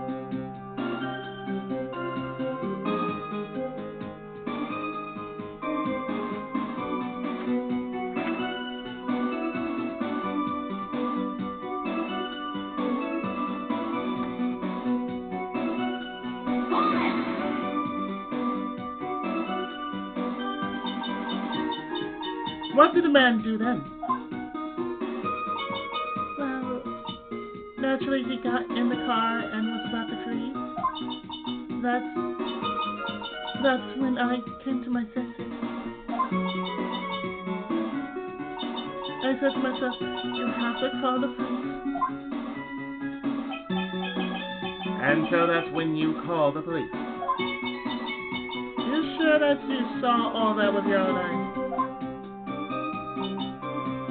Yes, I'm 100% certain.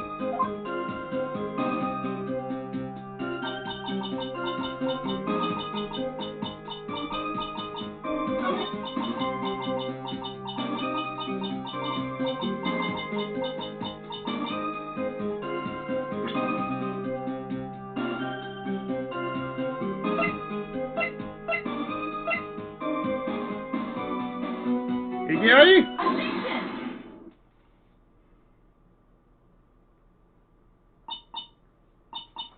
Well, Miss Foster,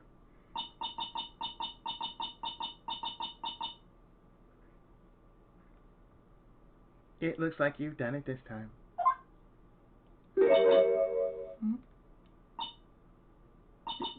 Done what? Made a crucial mistake.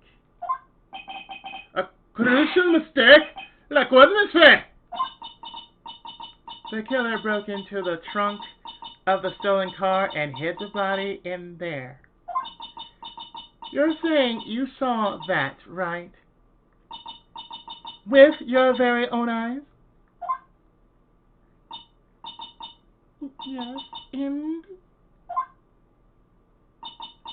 It's simple, Miss Foster. Take a look at the diagram. The place you claim to have taken the photo from that day is here. Do you see what I mean? Even if you try to see the car, this outcropping of rock is directly in the way.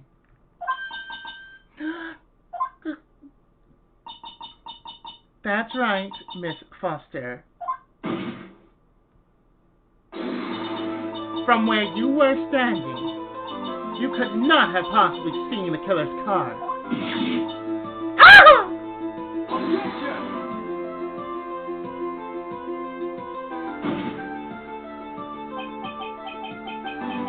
I admit that the diagram shows a large outcropping of rock.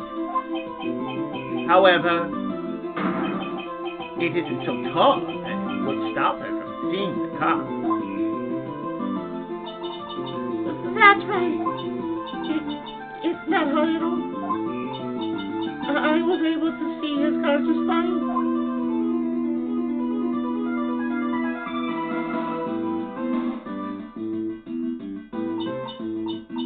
I'm so sorry, but that just doesn't wash.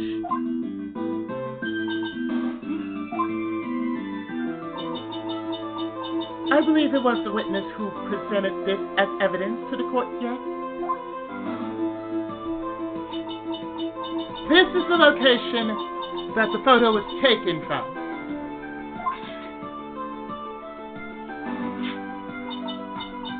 Your own photo tells the whole story.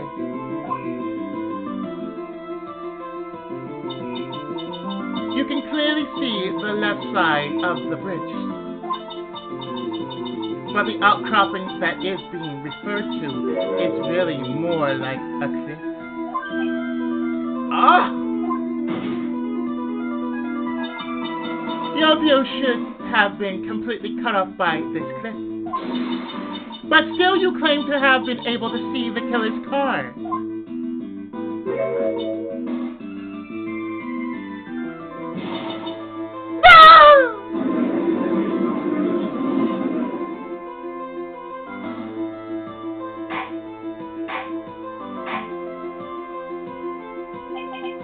Order! Order in the court! What is the meaning of this? Of this ballyhoo? Ballyhoo? Your Honor, don't jump to any hasty conclusions. The fact that the escapee fled in a stolen car was reported on the news. After witnessing a murder, I'm sure you can appreciate that the witness was very upset. She must have heard about the stolen car and convinced herself that she saw it.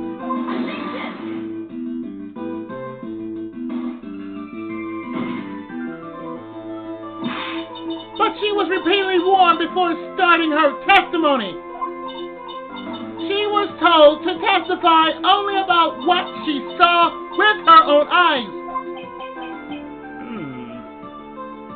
Oh! Mr. Judge? What is it? I think I must have remembered things wrong. Bitch, you haven't heard nothing yet. Hey! Wait a minute! You can't just say that! Objection!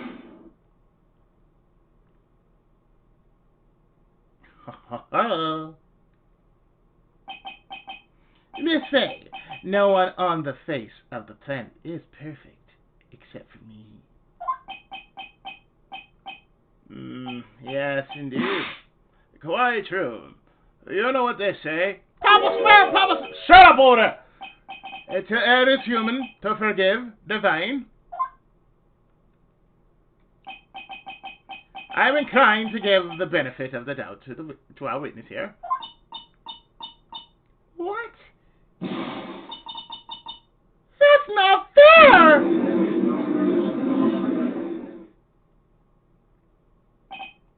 Ha. Save the tears for later, kitten. Mr. Armando? Don't look back until the trial is over. Now is the time to go forward. But, I must have a cup of coffee. but that wasn't fair. You only had 6. Okay, kitten. This is 7. You need to relax. Then, you need to remember. Taster's choice is the prime example of what real coffee is. The other kitten's testimony.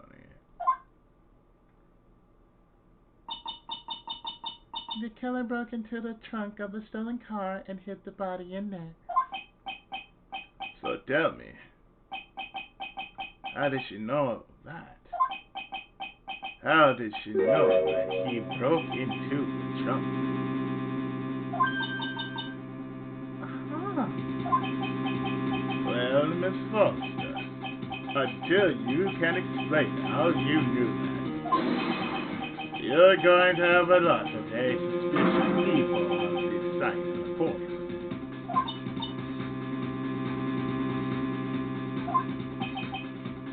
Well, witness? Well, I'm certain that he broke into the trunk because there were marks left on the trunk lid. I said they were scratch marks from when he broke into it. What? Let me see that photo.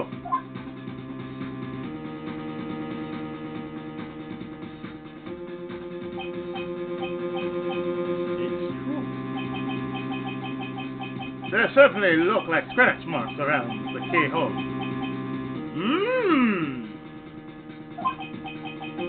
It's obvious that his trunk has been broken open. Well, let me say, are you satisfied? She's on her side. I can't make any mistakes here. What she just said. Is there a contradiction in there somewhere? It doesn't work.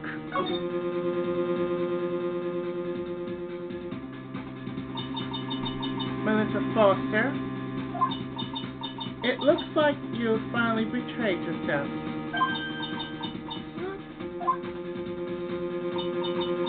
You said you were in a field taking photos of wildflowers. But even so, you knew about the scratches. The question is when? When did you get a chance to see those scratches?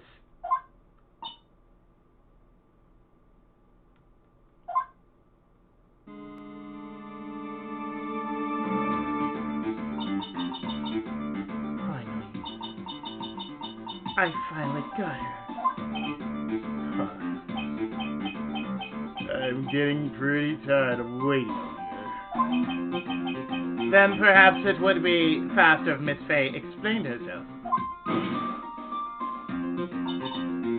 Your Honor, there's only one possible explanation.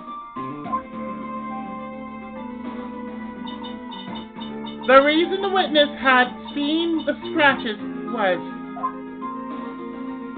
she put the corpse in herself.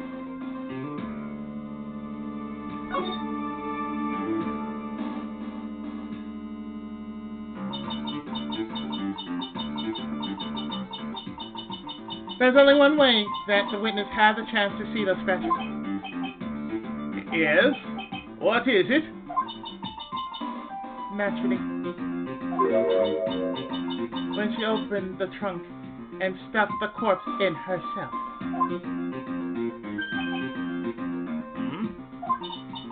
The person who really hid the body in the trunk of that car was Melissa Foster. It was you that did it, wasn't it? That's ridiculous. I didn't. It was the man in the prison guard. He's the one that... I don't think so, Miss Foster. If Mr. Falls had been the one that put the corpse in the trunk, he would have simply used the car key. There was no need to break it open. But he stole the car!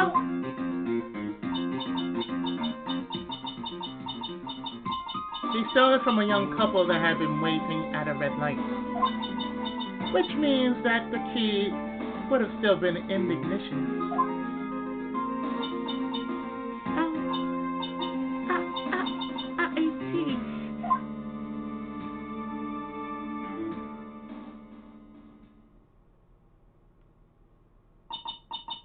Thank you for telling us about the scratches, Miss Foster.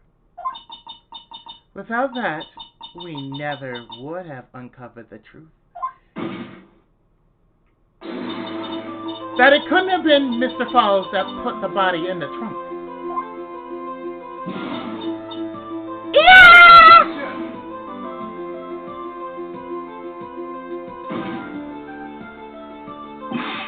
Preposterous! To even suggest that the witness put the body in there! If that were true, then how do you explain the photo that she took? The corpse could only have been put in the trunk when the incident occurred. And we already know that at the time she was taking photographs.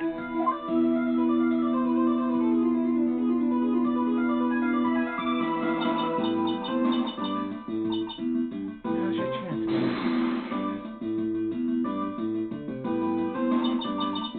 Finish this thing.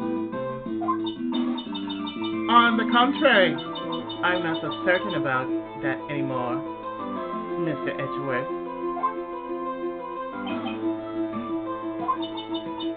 There's no need to think too deeply about it. What I'm saying is the shutter for this may not have been pushed by Miss Foster herself.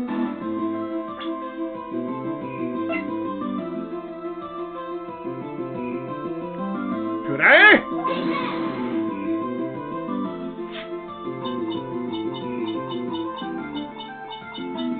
Let's take another look at this camera and see what features it has, shall we? It has a timer built into it. Even a mini tripod.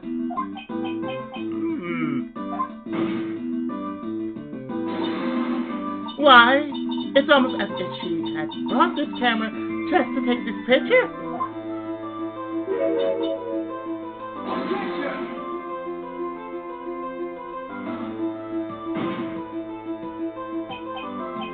What are you trying to say then, Miss Hay? That when the crime occurred, Miss Foster wasn't in the field as she claimed? Well, if she really did use the camera's auto timer, then the answer is yes, she was somewhere else. Exactly. She was not in the field.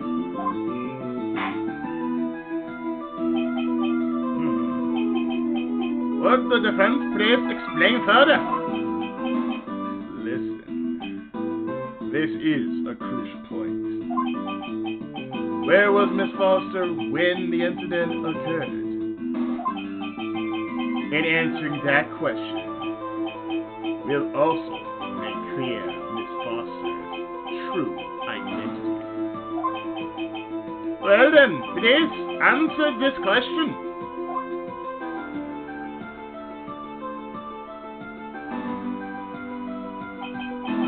Where was Melissa Foster when the incident on the bridge occurred? She was right here.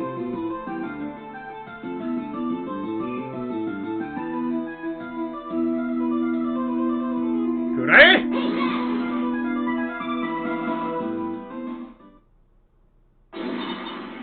Naturally, the witness was right here.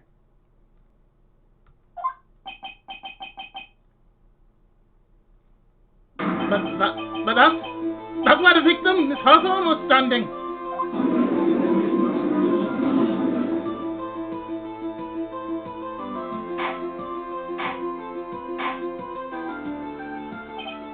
Order! Order! Order! It's there! What on earth? Your Honor, if I may. After parting with the victim on the bridge, the defendant fled by car.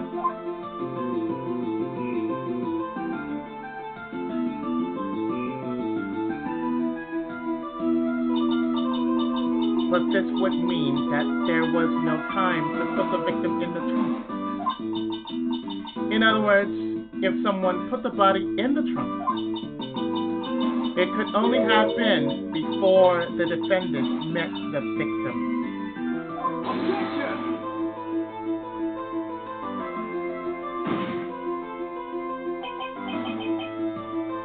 How asinine! Of course Mr. Howells met with the victim. The only person with the opportunity to put the victim in the trunk is the same man that killed her, Terry Foles.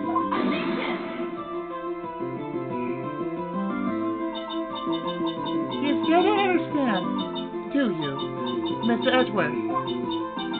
By the time the witness photo was taken, the victim was already dead. The person in the photo was not Valerie Hawthorne.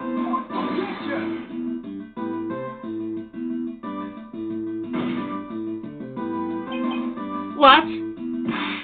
I've never heard anything more ridiculous in my entire life! Then who exactly is the victim in this photo? It's obvious, isn't it? It's your own witness. What? It's the only possible explanation. The woman that Mr. Falls met on that bridge that day was not Valerie Hawthorne. It was you, Melissa Foster.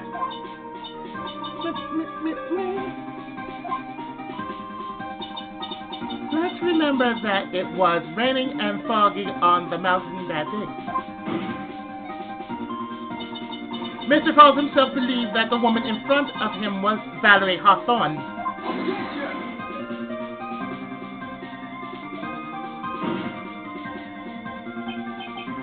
But the defendant knew Valerie Hawthorne very well.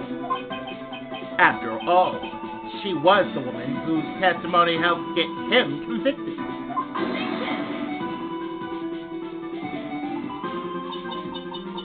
But since then, my client has spent 5 hard years in a federal penitentiary. He couldn't remember exactly what she looked like anymore. You are just making things. You are just making this all up as you go along. Where's your proof? I've got it all right here.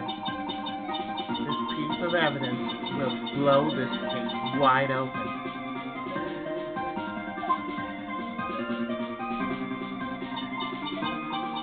At the time of the incident, Mr. Falls had forgotten what Valerie Hawthorne looked like.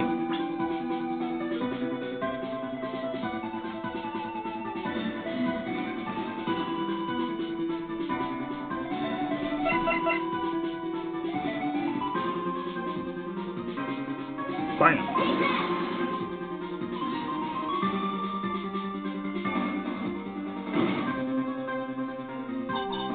Mr. Falls had forgotten the victim's face. That's why he needed some piece of identification. Namely, this muddy scarf.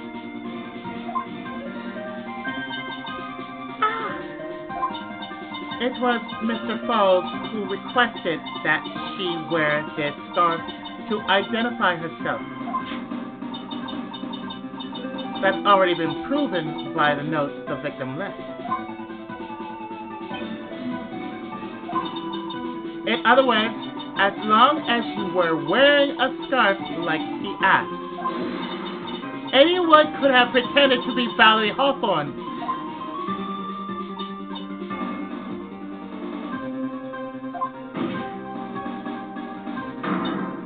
Well, what What do you have to say to that, Melissa Foster?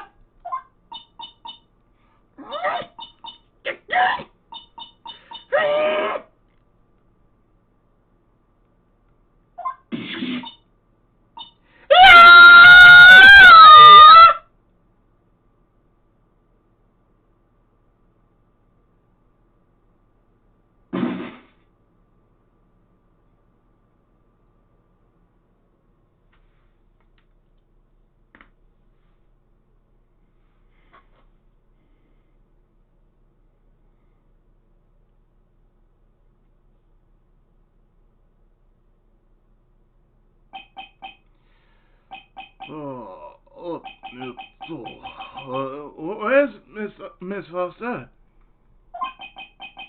She's collecting herself in the lobby.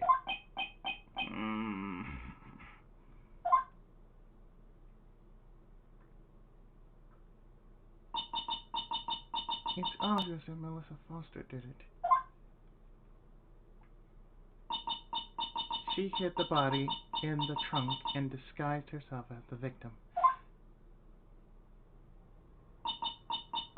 She set up the camera to snap a fake photo of them together. The only question is, why did she do it? Well, isn't that obvious? She's the real culprit. Ha.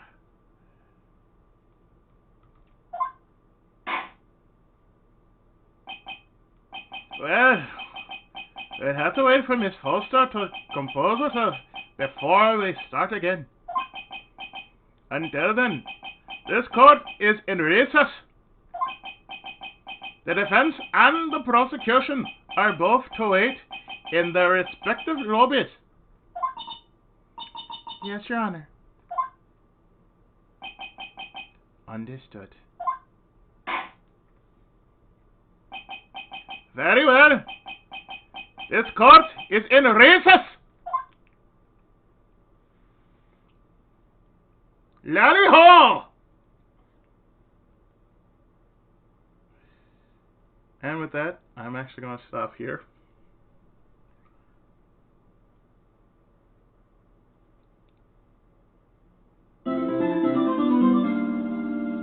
And what I'm going to do is I'm going to save.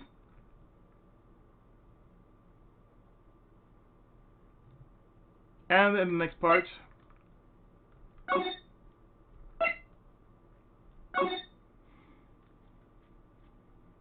we will have the second half